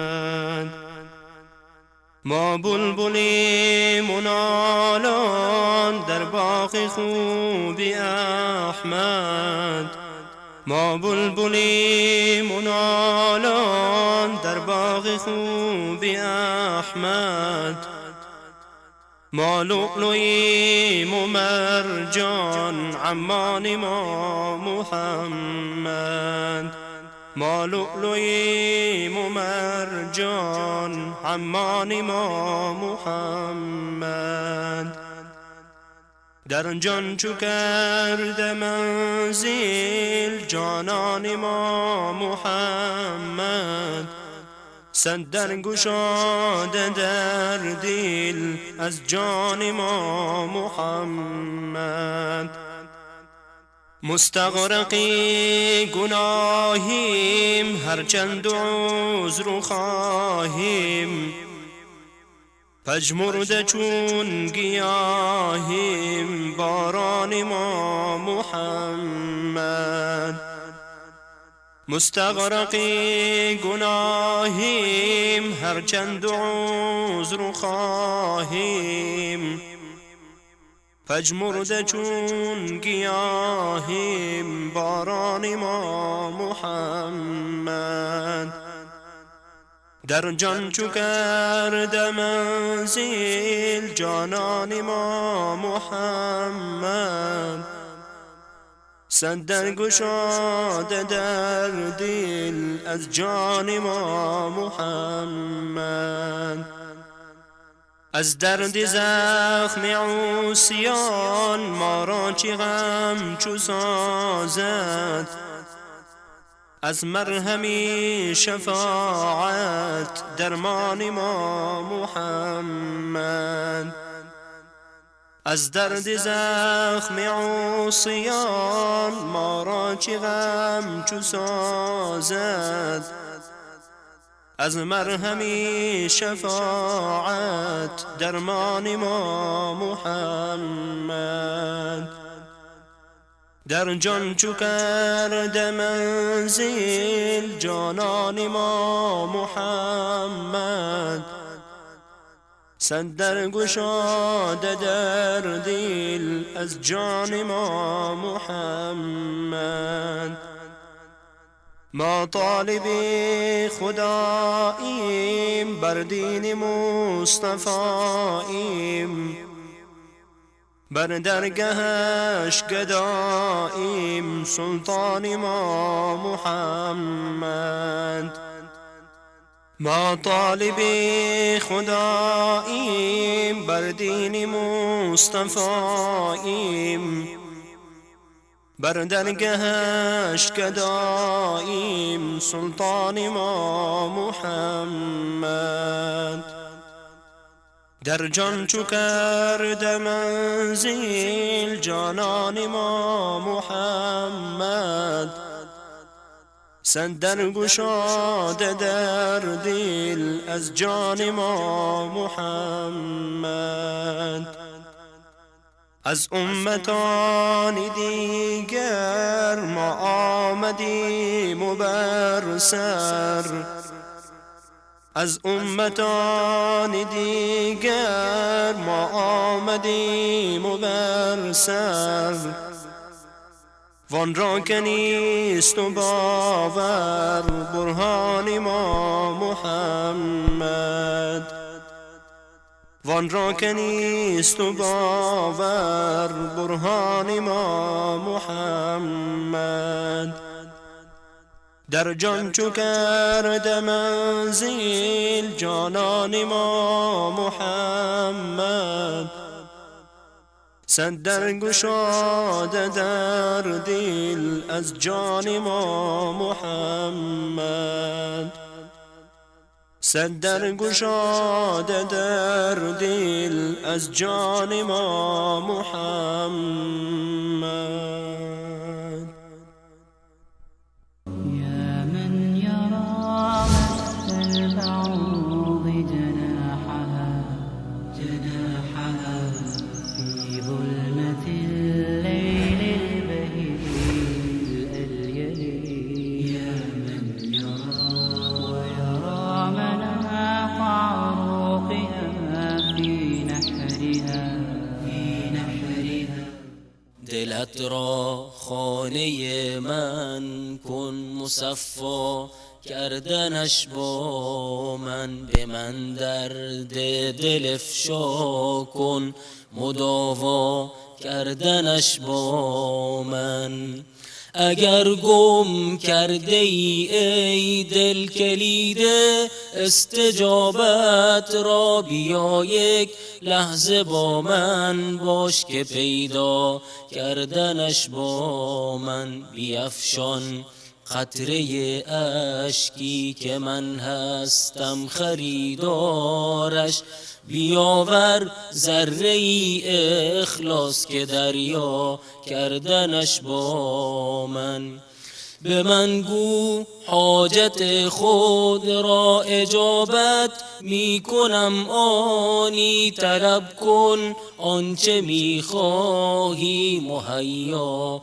کردنش با من چو خوردی روزی امروز تو ما را شکر نعمت کن غم فردا مخور هرگز که فردا خوردنت با من که فردا خوردنت با من به قرآن آیه رحمت فراوان است و ای انسان بخوان این آیه را تفسیر و معنا کردنش با من اگر عمری گناه کردی مشو نومید تو از رحمت تو توبه نامه را بنویس که امضا کردنش با من دلت را خانه من کن مصفا کردنش با من به من درد دل افشا کن مداوا کردنش با من دلت را خانه من کن مصفا کردنش با من به من درد دل افشا کن مداوا کردنش با من مداوا کردنش با من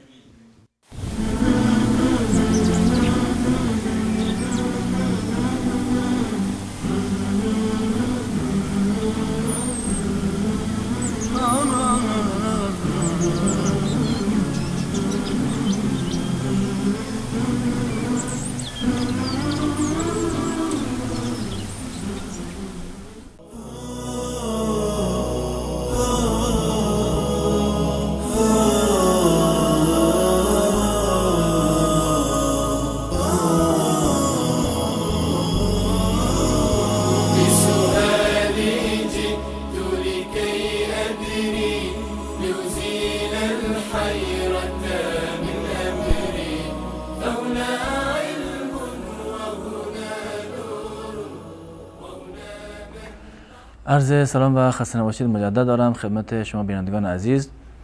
جناب مولانا اولین سوال بیننده در مورد این بود، گفتن که شخصی دختری داشته که عروسی کرده ولی شوهر دخترش فوت کرده و چند تا بچه داره و اون شخص هم یعنی پدر دختر پول داره، آیا پدر میتونه زکات مالش را به اون دخترش و بچه‌هاش بده؟ بسم الله الرحمن الرحیم. در مورد دادن زکات به نوه ها در صورتی که نیازمند باشند، فقیر باشند، از نظر شرعی اشکالی وجود ندارد. پدر میتواند که زکات مال خودش را به نوه هایش بدهد. اساساً یعنی مخارج دختر بر پدر لازم هست. در صورتی که دختر شوهر نکرده باشد، مخارجش بر پدر در صورتی که پدر در واقع ولیش هست یا بر برادرهایش لازم هست. اما مخارج فرزندان دختر یعنی نوه ها بر این پدر بزرگ در واقع بر این پدر این خانم لازم نیست و از نظر شرعی میتواند که زکات مال خودش را به نوه های خودش هم بدهد و این هیچ گونه اشکال ندارد و جایز هست. بله، جزاکم الله خیر. بیان بعدی هم گفتن که اگر در نمازهای فرضی بعد از 2 رکعت اول که بعد از سوره فاتحه سوره دیگه میخونیم، اگر در رکعت آخر نیز سوره غیر سوره فاتحه خوانده شود، آیا سجده سهو لازم است یا باید نماز را از نو خواند؟ نخیر، هیچ عنوان در نماز 4 رکعتی اونگونه که معروف و مشهور هست که 2 رکعت اولش پر خوانده می شود، 2 رکعت آخر خالی اند، بدین معنی که در 2 رکعت اول هم فاتحه خوانده می شود و هم یک سوره اضافی و در 2 رکعت آخر تنها فاتحه خونده می شود. این معنی قول عامیانی هست که مردم میگن 2 رکعت اول پر هست و 2 رکعت آخر در واقع خالی خونده می شود. خواندن سوره فاتحه در تمامی رکعات جز ارکان نماز هست، باید ما بخونیم هم در 2 رکعت اول و هم در 2 رکعت آخر و در 2 رکعت آخر اختیار هست، این اگر خواستیم میتوانیم که سوره بخوانیم و اگر نخواستیم میتونیم که سوره را نخونیم. عموما رسول الله صلی الله علیه و سلم سوره نمیخواندند، در 2 رکعت آخری اکتفا میکردند بر قرائت فاتحه. اما اگر یک شخصی در 2 رکعت آخر نماز، چه نماز در واقع 4 رکعتی باشد یا نماز 3 رکعتی باشد، اگر در 2 رکعت آخر یا 1 رکعت آخر نماز 3 رکعتی اگر عمدن هم سوره بخواند یا اینکه سهوا بخواند، چه عمدن بخواند یا سهوا در واقع بخواند، یعنی هم سوره فاتحه را بخواند و هم یک سوره دیگر اضافه بکند، در هیچ صورتی بر این فرد سجده سهو لازم نمی شود، بلکه اولاتر هم این است که در برخی از اوقات ما بخونیم، در برخی از اوقات در 2 رکعت آخر یا 1 رکعت آخر نماز 3 رکعتی هم اگر باشد ما می توانیم که همراه با سوره فاتحه یک سوره دیگر هم بخوانیم. این سنت رسول الله صلی الله علیه و سلم بوده، بنابر روایتی که از حضرت ابو قتاده و از حضرت ابو سعید خدری رضی الله تعالی عنه در صحیح مسلم اومده که من مفصلا اینو توضیح دادم. پس بنابراین با خواندن سوره قل هو الله احد یا هر سوره دیگر در رکعت سوم و چهارم به هیچ عنوان چه عمدن باشد چه سهوا باشد سجده سهو لازم نیست و نمازشون کاملا صحیح و درسته. بله، جزاکم الله خیر. بیان بعدی از تاجیکستان بودن، گفتن که در منطقهشون اینجوری رسم است یا اعتقاد است که میگن باید در سر نماز حتما تاقیه یا کلاه بذارین. این چه حکمی داره؟ خواندن نماز با کلاه و با پوشیدن سر که خصوصا در مناطقی که این به عنوان یک زینت محسوب می شود، به عنوان یک آرایش است و مردم این را بد می دونند که انسان سرش برهنه باشد چه در نماز و چه در غیر نماز، این اولاتر و بهتر هست. توجه بکنند بینندگان عزیز، تعبیر بنده این است که اولاتر و بهتر است. بهتر است که سرشون رو بپوشند و نماز بخونند، این اولاتر و بهتر است، زیرا که یک زینت کاملتری هست. اما خواندن نماز بدون کلاه و بدون عمامه و بدون دستمال هم جایز هست و هیچ گونه اشکال شرعی ندارد. خواندن نماز با سر برهنه جایز هست و هیچ گونه اشکالی در این زمینه وجود ندارد و نمازی که در واقع سر انسان در آن برهنه باشد ثوابش کمتر از نمازی که در آن عمامه باشد یا کلاه باشد نیست. نمازشون ثوابشون کاملا یکی هست، یعنی ثواب برمیگرده به این که ما نماز را چگونه در واقع ادا کردیم، آیا ارکانش را، واجباتش را و هیئتی رو که در نماز هست به صورت کامل انجام دادیم یا انجام ندادیم. این که سر یکی برهنه باشد یا یکی مثلا به جای کلاه عمامه بپوشد یا خود اساسا کلاهی رو بپوشد و این ثواب نماز رو بیشتر بکند، چون این چیزی در شریعت اسلامی وجود ندارد. همون گونه که با کلاه و عمامه نماز جایز هست، با سر برهنه هم جایز هست، منتها پوشیدن سر در نماز اولاتر و بهتر هست، زیرا که این یک در واقع زینتی شمرده می شود خصوصا در برخی از فرهنگ‌ها و این دستوری که از جانب الله به ما رسیده این که در واقع زینت رو در هنگام نماز ما باید مراعات بکنیم. جزاکم الله خیر. ببینید برای در مورد بانک امام حسین گفت که البته من نشنیدم بانک امام حسین، گفتن در ایران بانکی از بنام بانک امام حسین، آیا گرفتن وام از آن درست است یا نه که نوشته شده باید ایمان داشته باشی، ایمان قلبی و قربتون الی الله باش؟ در بانک ها هم از این که به نام امام حسین باشد یا هر بانک دیگری به هر اسم دیگری باشد، در صورتی که این بانک ها معامله ربوی می کنند و وامی را که می دهند یک وام ربوی هست و سود می گیرند، در این صورت گرفتن وام از هیچ بانکی جایز نیست. از هر بانکی که در مقابل پولی که به ما پرداخت می کند مبلغ بیشتری را طلب می کند از ما، به هیچ عنوان گرفتن وام از چنین بانک های جایز نیست. اگر بانک هایی وجود داشته باشند که قرض الحسنه بدهند به این عنوان که به هیچ عنوان سودی را بابت این قرضی که به ما دادند و وامی را که ما گرفتیم دریافت نمی کنند، جایز است، چه مال امام حسین باشد یا هر بانک دیگری یا هر فردی که باشد. در صورتی که بدون بهره باشد وام گرفتن جایز هست، اگر با بهره و سود باشد نه از بانک جایز هست، نه از بانک ملی و نه از بانک امام حسین و حتی از افراد هم جایز نیست که چنین وامی انسان دریافت کنه. جزاکم الله خیر. بیان بعدی گفتن که قسم خوردم که گناهی را مرتکب نشم ولی باز هم گناه را مرتکب شدم و نمیدونم چیکار کنم. شخصی گفته که توبه کن کافیه، در این قضیه ماندم. در موردی که انسان قسم میخورد، قسم بر دو قسم است. یکی قسم لغو هست، یعنی قسم بیهوده.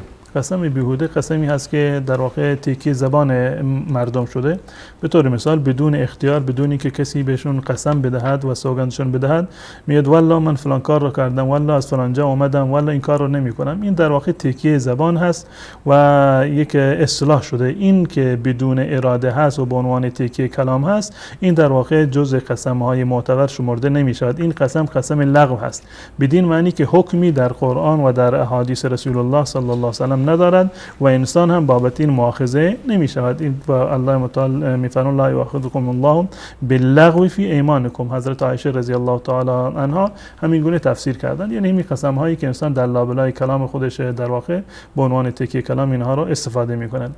یک قسم دیگری داریم، قسم در واقع منعقده هست، یمین منعقده. یعنی یک فردی میاد قسم میخورد، عمدن قسم میخورد و دیده و دانسته قسم میخورد که من فلان کار را انجام میدهم یا فلان کار را انجام نمیدهم. خب این یمین و این قسم منعقد شده ای هست، انسان باید بر قسم خودش بماند. این اولاتر و بهتر است و حکم شرعی این است، واجب هست بر انسان که وقتی که قسمی خورد و نام الله متعال را به میان آورد، باید بر اون قسمش باید پایبند باشد. منتها اگر قسمش شکست، در صورتی که این قسم لغوی نباشد، صورت اولی که من عرض کردم قسم جدی هست که قسم خورده، یمین منعقده هست، در این صورت کفاره دارد. کسی که قسم خورده بوده که فلان کار را نمی کنم یا فلان کار را انجام میدم و بر قسم خودش نمانده و قسم خودش را شکسته، بر چنین شخصی کفاره لازم هست که الله متعال میفرماید ولکن یؤاخذکم بما عقدتم الایمان، اما الله متعال شما را مؤاخذه میکند در موارد قسم هایی که قسم های محکمی هست، یعنی عمدن شما قسم خوردید. فکفاره تو اطعام 10 مساکین من اوسط ما تطعمون اهلیکم او کسوتهم او تحریر رقبه، که سه مورد رو الله متعال به عنوان کفاره بیان کرده که این سه مورد کفارش اطعام 10 مساکین هست، یعنی 10 مسکین رو غذا بدهد یا 10 مسکین رو لباس بدهد یا اینکه یک غلامی رو آزاد بکنه. از سه مورد یک کاری رو شما باید انجام بدید. در مرحله اول یا 10 مسکین رو غذا بدهید یا 10 مسکین رو لباس بدهید یا برده رو آزاد بکنید. برده که امروزه وجود نداره، پس بنابراین شما میتونید از دو کار یکی رو انجام بدهید، یا 10 مسکین رو غذا بدهید یا 10 مسکین رو لباس بدهید. این مرحله اول هست. اگر کسی در این مرحله نتوانست که پول نداشت که غذا بدهد یا لباس بدهد، در این زمینه 3 روز روزه بگیرد، به جاش 3 روز روزه بگیرد. این که برخی میگن که کفاره قسم 3 روز روزه هست، این اشتباه است. بله. کفاره قسم مرحله دارد. مرحله اولش 10 مسکین رو غذا بدهد یا 10 مسکین را لباس بدهد یا یک برده آزاد بکند. این مرحله اول هست.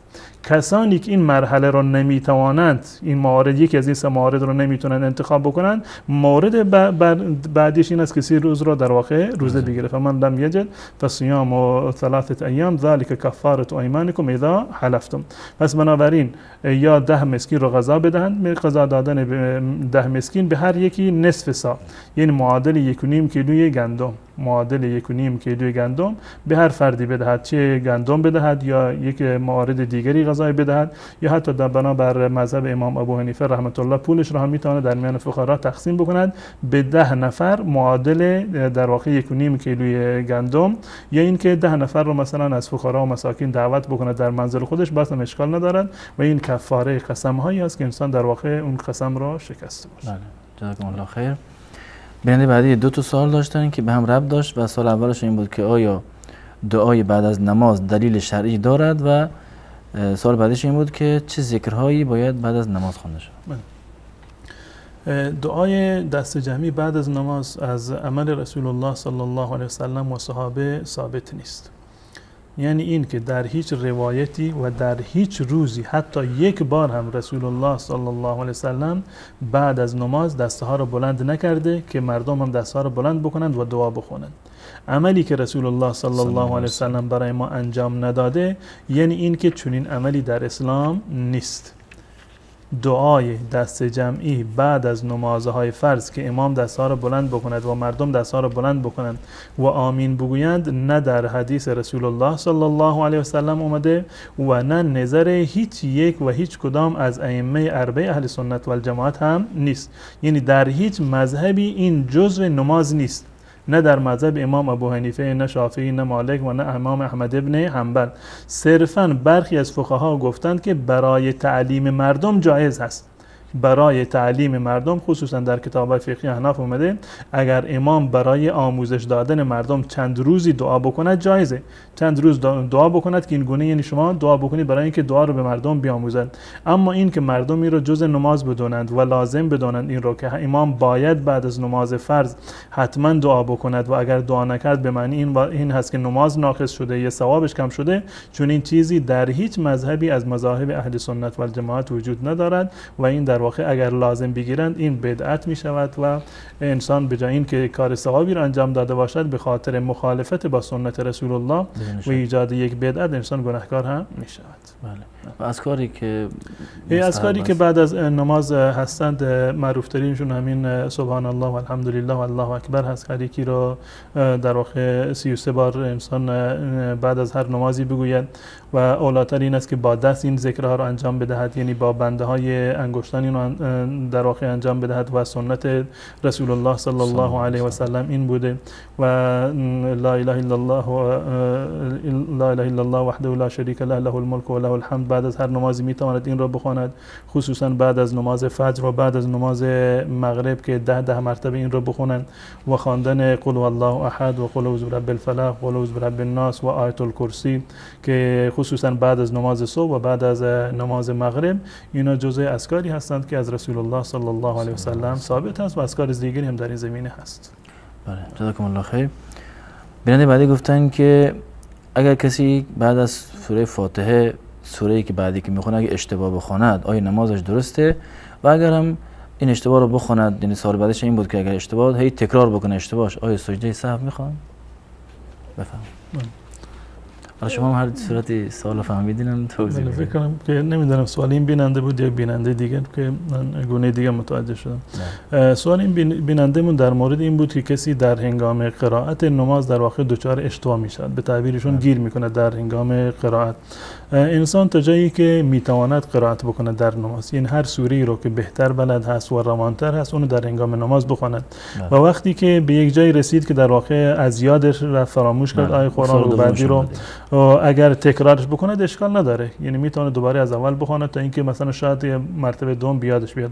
اما اولاتر این است هر جایی که آیه قرآن از یادش رفت و خصوصا وقتی که قرائتی رو خونده باشه، یعنی به اندازه 3 آیه قبلا خونده باشه، به رکوع برود اگر قبلا به اندازه 3 آیه رو خونده یا یک آیه بزرگ و طولانی رو خونده، بعد از این که در واقع قفل شد یا به تعبیری گیر کرد و ندونست که ادامه بدهد، میتواند که در واقع به رکوع برود. اما اگر ایستاد و تکرار کرد این آیه رو، بازم در این صورت سجده سهوی لازم نمیشد، گرچه خلاف اولا هست. انسان وقتی که اگر نمیتواند ادامه بدهد زیاد صبر نکند و در واقع به رکوع برود، چون که قبل از این قرائتی رو خونده، خصوصا یک آیه بزرگ یا 3 آیه بزرگ رو خونده و همچنین میتواند که به جای دیگری منتقل بشود. یعنی یک سوره رو وقتی که نمیتواند بخواند، میتواند یک سوره دیگری رو که برایش راحت تر است در هنگام نماز انتخاب بکند. اما این مورد جزء مواردی که موجب سجده سهو میشوند نیست و سجده سهو بر چنین فردی لازم نمیشود. و اگر این اشتباهی که در سوره باشه اشتباه بخونه، آیا نماز درسته یا خواندن اشتباه، لحنی که انسان در نماز دارد؟ برخی از لحن‌ها هستند که به عنوان یک تلفظی هست که به صورت صحیح تلفظ نشده، به تعبیر این که تجوید رو به صورت کامل انجام نداده، جایی که مد هست یا غنه هست، ادغام هست، اینها رو مراعات نکرده. این اشکالی در نماز ایجاد نمی‌کنه، زیرا که اینا جزء موارد، جزء تحسینات هستند، جزء زیبا کردن در واقع کلام الله و قرائت هستند. اینا هیچ اشکالی رو در نماز ایجاد نمی‌کنند، منتها در مواردی که جزء مواردی هستند که لحن جلی شمرده میشوند، بدین معنی که معنی آیه قرآن را به صورت کلی تغییر میدهند، معنی آیات را به صورت کلی تغییر میدهند. در جایی که معنی آیه به صورت کلی در واقع تغییر بکند، برای خود فرد نمازش درسته، برای خود فرد نمازش درسته. فرض کنیم یک فردی به سن پیری رسیده یا زنی هست، مردی هست و بهتر از این نمیتونه بخونه، قرائتی که یاد گرفته همین هست، همین قرائتش اشکال دارد، از نشاد لحن جلی داشته باشد و معنی آیه هم عوض بشود، اما بهتر از این بلد نیست. برای این فرد نمازش کاملا درسته و هیچ اشکال شرعی ندارد، چه بسا که برایش ممکن هم نباشد که این لحن رو در واقع اصلاح بکند. اما اگر در صورتی که چنین فردی امام بشود، اگر امام دچار لحن جلی بشود، اگر کسانی که پشت سرش هستند از اون بهتر هستند، از اون بهتر هستند، قاری‌تر هستند، نمازشون باطل هست. در صورتی که امام قرائتی رو بخواند که در واقع در آن لحن جنی وجود داشته باشد، نه به صورت اتفاقی. اون چیزی که اتفاقی هست سهو لسان شده، اون معتبر نیست. اما کسی که مثلا قرائت بلد نیست، همیشه لحنی دارد در نماز و خصوصا در صورتی که در سوره فاتحه باشد، اگر مقتدی ها بهتر هستند، عالمتر هستند، قاری‌تر هستند، نمازشون پشت سر چنین امامی جایز نیست. اما اگر همه در یک حدی هستند، بازم نمازشون درسته. پس بنابراین لحن جلی در صورتی که یک فردی خودش تنها نماز میخواند، نمازش درسته، اشکالی نداره، در خصوصا در صورتی که اصلاح ممکن نباشد. اگر امام هست، اگر مقتدی ها از خودش بدترند و در واقع نمیتونند که قرآن رو خوب تلفظ بکنند، باز هم نمازشون درسته. و در صورتی که مقتدی ها قاری باشند، نماز اون افراد قاری پشت سر این فردی که لحن جلی دارند نمازش در واقع درست نیست. و یک تفاوت دیگری رو که فقها در این زمینه مشخص کردن و خصوصا امام نووی رحمت الله علیه ذکر کرده که این لحن در صورتی که در سوره فاتحه باشد یک حکمی دارد و در غیر سوره فاتحه یک حکم جداگانه دارد. در سوره فاتحه چون که رکن هست، گفتند که نماز بعدی ها باطل میشه، چون که رکن از خواندن قرائت فاتحه. اما ضم سوره یعنی اضافه کردن یک سوره، چون که این جزء ارکان نیست، اگر در این اشتباه بکنه، امام نووی رحمت الله علیه میفرماند که باز هم اشکال نداره و نماز کسانی که قاری تر باشند پشت سر چنین امامی هم در واقع جایز و درست است. منتها انسان باید تا جایی که برایش ممکن و میسر هست، باید حداقل سوره هایی رو که همیشه در قرآن میخواند سعی بکند که اینها رو تلفظ صحیحشان را در واقع یاد بگیرد و قرائت خودشون رو در واقع تصحیح بکنن. و خصوصا در روزهای جمعه الحمدلله از چند ماهی هست که در این شبکه برای تصحیح تلاوت و آموزش روحانی قرآن برنامه هست و دوستان سعی بکنن ان شاء الله با استفاده از این برنامه و برنامه‌های مشابه ان شاء الله قرائت خودشون رو تصحیح بکنن. جزاکم الله خیر. یعنی بعدی گفتن که نیت نماز 4 رکعتی میکنیم ولی در حین نماز خواندن فراموش میکنیم که در کدام رکعت هستیم، باید چه کار کنیم؟ در صورتی که انسان در هنگام نماز دچار شک و تردید بشود، یعنی نماز 4 رکعتی رو نیت کرده و در وسط نماز هست نمیداند که چند رکعت خونده، این فراموشی در نماز و شک و تردید در نماز، این یکی از موجبات سجده سهو هست. یعنی یکی از مواردی هست که سجده سهو رو در انسان لازم میکند و صورتش این است که در صورتی که شما در نماز فراموش کردید، نمیدونستید که مثلا نماز 4 رکعتی هست، الان شما نمیدونید که رکعت سوم هستی یا رکعت چهارم هستی، تردد دارید و نمیتونی که تشخیص بدی که مثلا رکعت سوم هست یا رکعت چهارم هست. همون چیزی رو که مطمئن هست بر اون عمل بکنید. بله. یعنی این که وقتی که انسان شک و تردید داشته باشه که الان رکعت اول هست یا رکعت دوم هست، رکعت اوله یا رکعت دومه، خب مطمئنا در رکعت اوله، اینش که مطمئن هست، قضیه شک نداره. بله در رکعت اولی شک نداره، دومی مشکوک هست.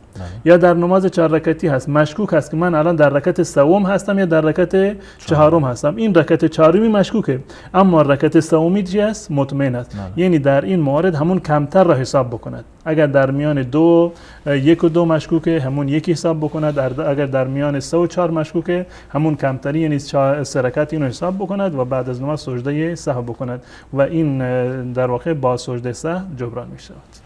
جزاکم الله خیر. یعنی بعدی گفتن اگر کسی شخصی مشغول فروش مواد مخدر است و شخص دیگری هم در بانک کار میکند، اگر پول را از اون شخص بگیرد و به او کمک بکند، آیا در جرم شریک است؟ در مواردی که یکی مثلا یک فردی مالش از حرام هست، مالش از طریق حرامی به دست آورده، مانند این که معامله مواد مخدر کرده، یا فرض کنیم که شراب میفروشد، یا اینکه در یک بانکی به قول این بینندمون کار میکند، یا اموالی که دارد این اموالش اموال ربوی هستند. این گناهی رو که این افراد انجام میدهند منحصر به خودشون هست، منحصر به خودشون هست. اگر این افراد به یک فقیری کمک بکنند و به یک مستمندی کمک بکنند، این مال برای فقرا و مستمندان حرام نیست. یعنی یک فقیر و مستمند میتواند از صدقه‌ای که یک مواد فروش یا یک کسی که رباخوار هست به اون میدهد، کاملا میتواند از اون استفاده بکند و برای فقرا این حرام نیست. و همچنین اگر کسی یک فردی کارگری میکند، صاحب کار مواد مخدر میفروشد یا مالش به صورت کلی از راه حرامی به دست اومده، چه شراب فروخته باشد، چه ربا گرفته باشد، یا مالی رو از کسی غصب کرده باشد، به هر صورت درآمدش درآمد حرامی باشد، شما دارید براش کار میکنید، شما چیزی رو که گرفتید به عنوان حق الزحمه خودتان گرفتید، این برای شما حرام نیست و کاملا جایز است. یعنی این که گناه کسی که مال حرامی رو کسب کرده، این برمیگردد به خودش. اگر این مال رو به کسی دیگر داد یا کسی دیگر باش معامله ای رو انجام داد یا اینکه تجارتی رو انجام داد یا برایش کار کرد، میتواند که دستمزد و حق الزحمه خودش رو بگیرد و حق الزحمه گرفتن از چنین افرادی به هیچ عنوان حرام نیست و این مال برای شما کاملا حلال و جایز است. سپاسگزارم از شما. بیان بعدی گفتن که به خاطر درگیری پزشک قانونی چند درصد دیه رو مشخص میکنه، آیا گرفتن این دیه حلال است یا حرام؟ بله، دیه‌ای رو که به عنوان در واقع دیه قتل باشد یا دیه عضو باشد، یعنی اینکه یک فردی مورد تعرض قرار میگیرد و دادگاه یا همون پزشک قانونی درصد این جراحت را اعلام میکند و بر اساس این جراحت و این تعدی که صورت گرفته در واقع مبلغی رو به عنوان دیه از اون ضارب یا قاتل میگیرند، این از نظر شرعی کاملا حلاله و هیچ گونه اشکال شرعی ندارد. اون مبلغی رو که دادگاه برای شما تعیین کرده یا پزشک قانونی تعیین کرده، اگر واقعا بر اساس واقعیت هست، گرفتن دیه در این صورت کاملا حلاله و هیچ گونه حرمتی یا شک و شبهه‌ای در آن وجود ندارد. بله، جزاکم الله خیر. بیننده بعدی گفتن که گرفتن روزه تا کدام سن واجب است؟ یعنی برای 80 سالگی 90 سالگی؟ بله، روزه گرفتن سن مشخصی رو ندارد. بعد از بلوغ بر انسان روزه گرفتن واجب است تا زمانی که زنده هست. منتها انسان‌هایی که پیر هستند، انسان‌هایی که پیر هستند یا انسان‌هایی که بیمار هستند بر اون و نمی‌توانند روزه بگیرند، روزه گرفتن بر اونها واجب نیست. انسانی که سالم هست از بدو بلوغ روزه بر اون فرض هست تا هنگامی که از دنیا می‌رود. انسانی که در واقع ناتوان هست یا به عنوان به خاطر پیری ناتوان هست یا به خاطر مریضی ناتوان هست، اینا از نظر شرعی بر اینها روزه گرفتن واجب نیست و به جای روزه گرفتن می‌توانند که فدیه بدن، در مقابل هر روزی به یک مسکین در واقع فدیه بدهند و روزه گرفتن بر انسانی که پیر هست و ناتوان هست یا بر انسانی که بیمار هست، روزه گرفتن برای اینها لازم و واجبی نیست. اگر می توانند روزه بگیرند، روزه بگیرند اولاتر و بهتر هست و اگر نتوانستند و ضعیف بودند می توانند که روزه نگیرند و به جای هر روز در واقع فدیه بدهند. بله، جزاکم الله خیر. بیننده بعدی گفتن که رفتن خانم ها به آرایشگاه و اصلاح و آرایش خانم ها آیا جایز هست یا نه؟ گرفتن ابرو یکی از مواردی هست که در این زمینه حدیث صحیح و صریح از رسول الله صلی الله علیه و چندین روایت در این زمینه نقل شده که به عنوان مد تغییر دادن ابرو به هیچ عنوان در واقع جایز نیست و هیچ یکی از فقها و مذاهب اهل سنت و الجماعت چنین فتوایی را صادر نکردند. منتها اگر به خاطر نیاز باشد، یعنی این که ابروی یک زنی غیر طبیعی هست و بیش از اندازه در واقع پهن شده و کلفت هست و صورتش را زشت کرده و طبیعی نیست، میتواند که این رو به حالت طبیعی باز بگردانند. اما گرفتن بقیه موهای زائد بدن هیچ گونه اشکال شرعی ندارد، اما از این که این موهایی باشه که پیرامون شرمگاه هست یا حتی موهایی که در دست و پا و بقیه جاهای بدن هست، گرفتنشون کاملا جایز هست و هیچ گونه در این زمینه مشکلی وجود نداره. و به صورت کلی 3 نوع مو داریم در بدن و که یکی از نوع این موها گرفتن واجب هست، یعنی موی زائد بدن، موی زیر ناف هست، هم برای مرد و هم برای زن که باید اصلاح بکنن. و یک موی هست که مباح نگه داشتنش، مانند موی سر هست و همچنین موی دست و پا هست، گذاشتن هم جایزه و تراشیدنش هم جایزه، هیچ گونه اشکال شرعی در واقع نداره. و موی دیگری که برای مردا هست روی موی محاسن هست و ریش هست که نگه داشتنش در واقع واجب هست. بله، برای زنها گرفتن موی دست و پا هیچ گونه اشکال شرعی ندارد و کاملا جایز هست. بله، جزاکم الله خیر. سوال بعدی در مورد این بود که آیا کلا سقط کردن بچه گناه هست یا نه؟ سقط جنین اساساً جز موارد گناه شمرده می شود. رأی اکثر علما این است که جز مواردی است که انسان نباید انجام بدهد و خصوصاً در صورتی که این به خاطر ترس از نفقه باشه، ترس از خرجش باشه که این در واقع حرام هست. سقط جنین به خاطر ترس از نفقه و ترس از خرج این بچه که حرام قطعی و 100% هست و چون این چیزی در واقع جایز نیست. اما اگر بر اساس نیاز باشه، مانندی قبلا عرض کردم که مادر در واقع این تحمل و توان را نداشته باشد و ضرری به صحت مادر برساند، در این صورت هیچ گونه اشکال شرعی ندارد. و بسیاری از علما معتقد هستند، بر این نظرشون است که در صورتی که جنین هنوز روح در آن ندمیده باشد، یعنی 4 ماه نشده این جنین، انداختنش رو جز گناهان کبیره محسوب نمی کنند و این قتل نفس حساب نمی شود. یعنی اگر کسی جنین را قبل از اینکه روح در آن دمیده بشود سقط کرد، مرتکب قتلی در واقع نشده، منتها این که خلاف اولا انجام داده یا در واقع کاری رو که نباید انجام داده، در این شک و شبهه وجود نداره. انسان باید اساسا از این کار پرهیز بکند مگر اینکه نیاز شدیدی در این زمینه وجود داشته باشد. و بعد از 4 ماه به هیچ عنوان در واقع جایز نیست، چون که روح در آن دمیده شده باشد. و قبل از 4 ماه اگر کسی این کار را انجام داد، به عنوان یک قتل عمد در واقع محسوب نمی شود. بله، جزاکم الله خیر. آقا حسین بیننده همیشگی ما در روسیه 2 سال داشتن، گفتن که در منطقه وقتی که شخصی وفات میکنه، بعد از وفاتش 3 روز را به عزا می نشینن و بعد 40 روز را به عزا میشینن. آیا این کار مستحب واجبه در دین؟ مراسمی که بعد از در واقع وفات یک فردی گرفته می شود به عنوان مجالس ترحیم، چون این چیزی در شریعت اسلامی وجود نداره. یعنی این که مردم جمع بشوند و قرآن بخوانند یا این که جمع بشوند دعا بخوانند، چون این چیزی در شریعت اسلامی وجود نداره. منتها برای تعزیت گفتن و تسلیت گفتن، بسیار از فقها نظرشون این است که جمع شدن جایز هست. جمع شدن در یک جا در واقع جایز هست و اشکال شرعی ندارد که تا 3 روز مثلا خانواده نشستن در منزل و مردم از جای دیگر بروند برای تعزیت گفتن این افراد، اینش جایز هست. اما این که بعد از مثلا 3 روز یک جشنی رو بگیرند یا مثلا گوسفندی رو ذبح بکنند یا بعد از 40 روز باشه، بعد از 4 ماه باشه، بعد از 1 سال باشه و اینو لازم بدونند و جز مراسم باید باشه، جز حق مورد این رو بفهمند، چون این چیزی در شریعت اسلامی به صورت کلی وجود ندارد. نه در احادیث رسول الله صلی الله علیه و سلم از این هست و نه در اقوال فقهی و مذاهب اربعه اهل سنت و الجماعت و ائمه بزرگوار ما.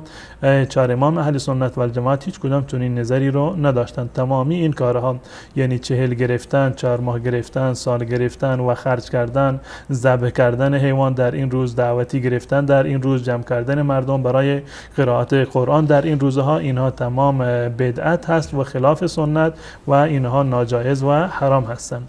دعا کردن برای میت در هر حال جایز هست. در هر حال برای میت دعا کردن جایز هست، صدقه دادن برای میت جایز هست و هر جایی که شما هستید می توانید برای مردگان خودتون و مردگان دیگران کاملا دعا بکنید. اما اینکه منتظر باشید که مراسمی بگیرند و صاحب اون میت باید مراسمی بگیرد، باید دعوتی رو ترتیب بدهد، باید خرجی بکند، اینا تمام جزء بدعاتی هست که در واقع بر اثر عدم آگاهی از شریعت اسلامی و از سنت های رسول الله صلی الله علیه و سلم ایجاد شده و به هیچ عنوان این کارها رو انسان نباید انجام بدهد. همین پولی رو که شما خرج مخارج میکنید و دعوتی میگیرید و چند نفر رو دعوت میکنید، زحمت میدید، هر مقداری رو که توانستید، واجب نیست، هر مقداری رو که توانستید به اندازه توانتون میتوانید که در هر زمانی و در هر مکانی برای مردگان خودتون در واقع صدقه بدهید. لازم نیست که برای این کار مردم رو جمع بکنید تا دعا بکنن، تا قرآن بخونن. این جمع کردن مردم در این مراسم یک کار خلاف شرعی هست و ناجایز و خلاف بدعت رسول و خلاف سنت رسول الله صلی الله علیه و سلم. سال بعدی خود آقا حسین هم گفتن که باز در منطقه بعد از مرگ بعضی کارا انجام میدن، مثل یک سبد گندم میریزن و جمع میشن دعا میخونن که گناه اون مرده بخشیده بشه و نماز و قضاهای چیزایی که داشته کلا بخشیده بشه. این چه حکمی داره؟ نه، گرداندن طبقه گندم اینم جز همون مواردی هست که من عرض کردم این از نه سنت رسول الله ثابته و نه از عمل ائمه بزرگوار ما. هیچ کسی از ائمه بزرگوار ما و اصحاب مذاهب اربعه چنین نظری رو در واقع نداشتن. من عرض کردم که برای ایصال ثواب برای مردگان شما میتوانید بدون اینکه کسی خبر بشه، بدون اینکه شما مراسمی رو بگیرید، جشنی رو بگیرید، مجلس ترحیمی رو بگیرید، هر چیزی رو که شما صدقه بدهید، چه گندم باشد، چه پول نقد باشد یا هر مورد دیگری باشد،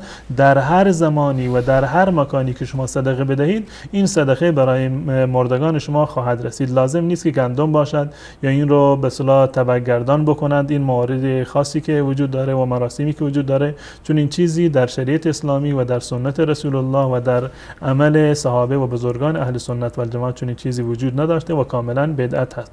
و مورد دیگری که در این زمینه در بسیاری از جاها رسم است، خریدن نماز برای مرده هست، چون این چیزی هم در شریعت اسلامی وجود نداره. مرده ای که از دنیا رفته اگر نمازی رو نخونده، به هیچ عنوان نه بر صاحب میت نه بر وارث نه خواندن نماز لازم هست و اصلا خواندن نماز برای دیگران به صورت کلی جایز نیست. در شریعت اسلامی خواندن نماز برای دیگران به هیچ عنوان ثابت نشده.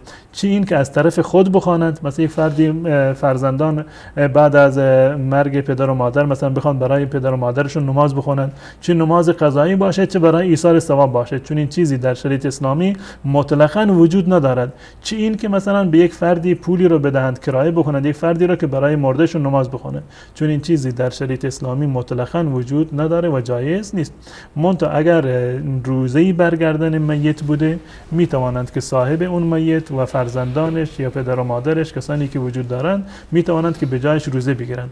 اما خواندن نماز برای فرد دیگر، چه اون فرد زنده باشد یا مرده باشد، به هیچ عنوان در شریعت اسلامی و در هیچ یک از مذاهب اهل سنت و الجماعت جواز شرعی ندارد. جزاکم الله خیر.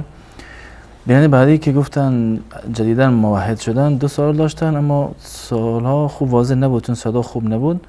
در مورد طلاق و مسائل خانوادگی بود در کل، که گفتن اگه زنی با شوهرش نسازد و شوهر او را طلاق دهد، آیا این کار درسته یا نه، یا گناهی بر گردن شوهر هست یا نه؟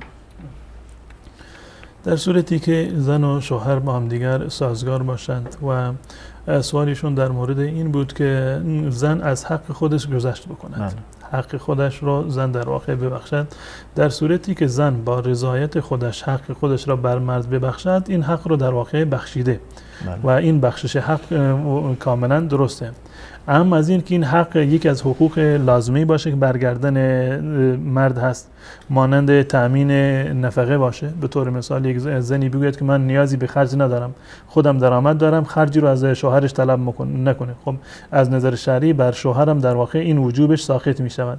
یا مثلا خونه ای رو طلب نکند، یا حتی مثلا نوبت شب خودش را ببخشد. فرض کنیم یک مردی 2 تا زن داشته باشد، یکی از زنها بگوید که من نوبت شب خودم را بخشیدم به همون زن اول، یعنی بگوید من مطالبه نمی کنم که مثلا زن بگوید که از شوهرش نمیخواد که شب در خونه این زن بیاد و شب بگذراند.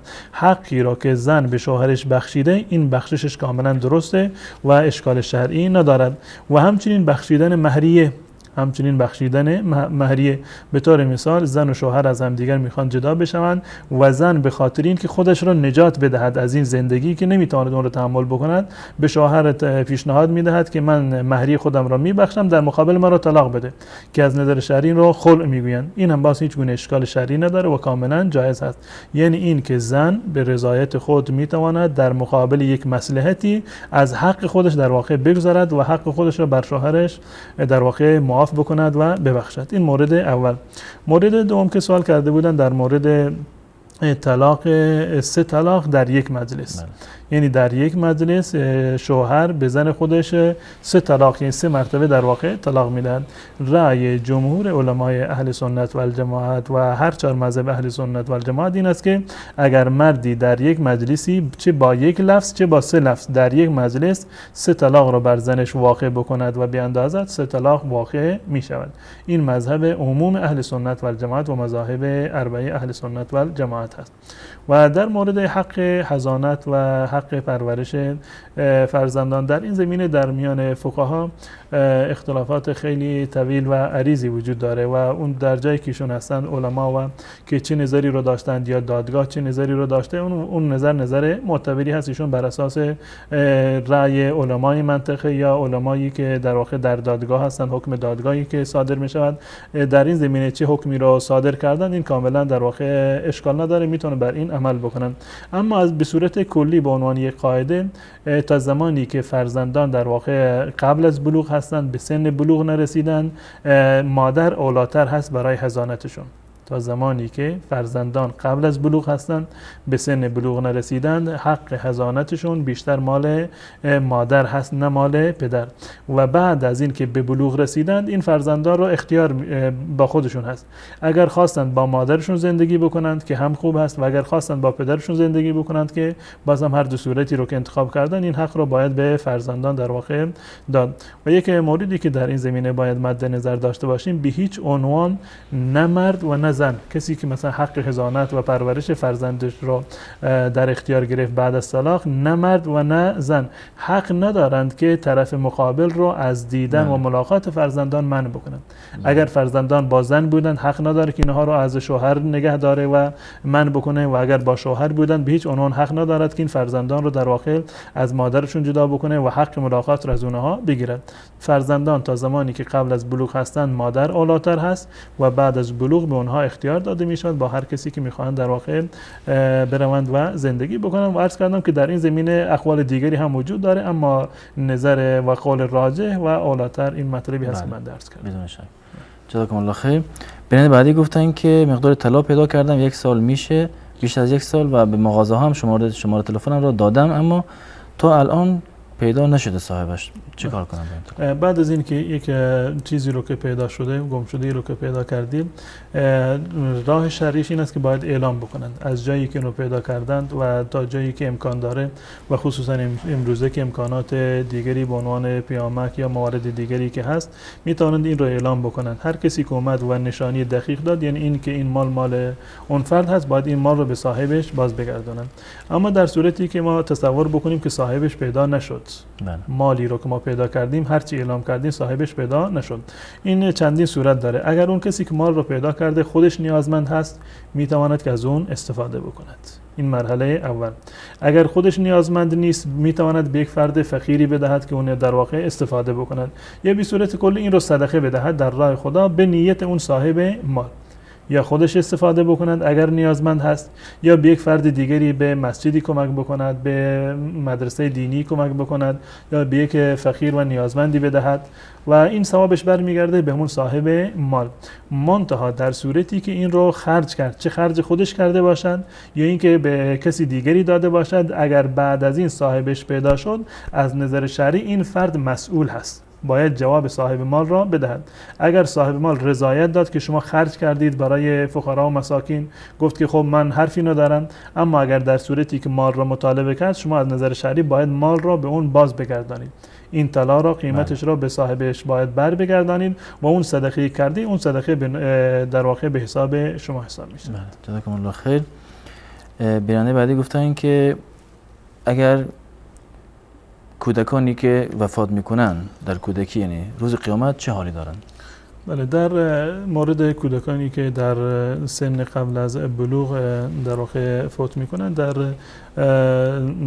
عموم اهل سنت و الجماعت نظرش این است که این فرزندان در واقع جز انسانهای بهشتی هستند. روایتی هست که متفق علیه هست که حضرت ابو سعید خدری رضی الله تعالی عنه میگه روزی رسول الله صلی الله علیه وسلم فرمودند که هر زنی که از آن 3 فرزند در کودکی فوت بشود، در واقع این رو الله متعال حجاب قرار میدهد در مقابل آتش جهنم. یک زنی سوال کرد یا رسول الله اگر 2 نفر باشند 2 بچه از دنیا برود؟ ایشون فرمودند و اثنین، اگر 2 نفر هم باشند باز هم الله متعال اینو حجاب قرار میدهد. یا در روایتی اومده که رسول الله صلی الله علیه وسلم که در یک حدیث قدسی است که الله متعال زمانی که یک بنده رو روح فرزندش رو قبض میکند، از فرشتگان سوال میکند که بنده هم چه واکنشی رو نشان داد و فرشتگان میگویند این بنده رو صبر کرد. الله متعال میفرماد که در مقابل این صبری که انجام داده در بهشت برایش یک خانه ای را بسازید. این نظر عموم اهل سنت و الجماعت این است فرزندانی که در حالت قبل از بلوغ از دنیا میروند، چون که اهل بهشت هستند، میتوانند برای پدر و مادر خودشون در واقع حجاب باشند و شفاعت بکنند. جزاکم الله خیر. سال بعدیشون گفتن که همسرم به من مبلغی پول داده بود برای خرج خونه و من با اون پول قرآن خریدم. الان همسرم فوت کرده، آیا وقتی که من قرآن میخوانم ثواب به همسرم هم میرسه؟ بله، قطعا این قرآنی که از پول همسرشون اینو خریدند و الان چه خودشون استفاده بکنند، چه این قرآن رو در مسجد بگذارند یا کسی دیگری استفاده بکنند، چه در مکتب بگذارند، این صدقه جاریه هست و انشاءالله ثوابش به مرده و به همسرشون انشاءالله خواهد رسید. و سال بعدشون گفتن که مالی که از همسرم مونده اگر خرج کودکان بکنم ثواب به همسر میرسه؟ قطعا اون مالی هم که مونده چه برای فرزندان خرج بشود، چه برای خودش اینو خرج بکند یا از این صدقه بدهد به فقرا و مساکین، تمام اینها جز مواردی هست که جز صدقه جاریه حساب می شود و ثواب صدقه جاریه به اتفاق علما به مرده میرسد. جزاکم الله خیر. بیننده بعدی پرسیدن که اختلاف نماز بین زن و مرد در حدیثی ثابت شده یا نه؟ نه، در این زمینه روایاتی که وجود دارند روایات ضعیفی هستند و به هیچ عنوان در روایات صحیح تفاوتی در میان نماز مرد و نماز زن در این زمینه وجود ندارد. رسول الله صلی الله علیه وسلم فرمودند در حدیث صحیح بخاری که صلوا کما رأیتمونی اصلی، همان گونه که من نماز میخوانم شما هم نماز بخونید. و در زمان رسول الله صلی الله علیه وسلم زنها هم این گونه نماز میخوندند و روایاتی که در مورد تفاوت نماز میان زن و مرد وجود دارد این روایات ضعیفی هستند و بیشتر اقوال علما و در واقع فقهایی هست که در این زمینه به خاطر اینکه حجاب کامل تری بشود برای زن، در برخی از موارد گفتند که مثلا رکوعش یک کمی پایینتر باشد یا سجدهش رو در هنگام سجده خودش رو به زمین بچسباند. اما این نظریات از روایات صحیح رسول الله صلی الله علیه و سلم ثابت نیست و مستندی رو ندارد. جزاکم الله خیر.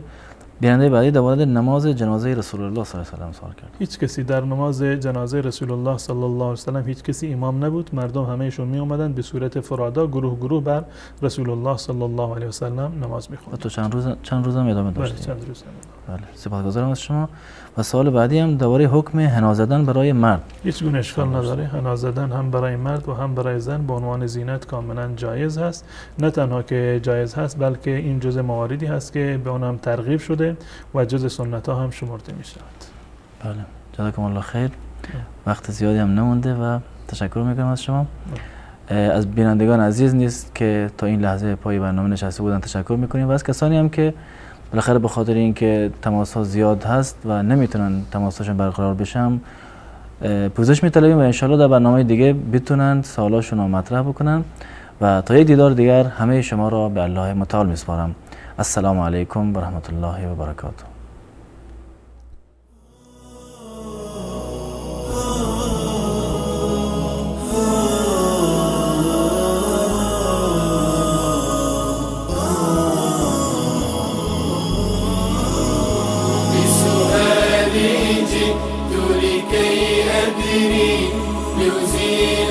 الحيرة من أمري فهنا علم وهنا نور وهنا منبع كل الفكر نهر من فقهه يتجلى بعقيدة صدق في صدري لبيك أتيتك في لهف لسؤالك يا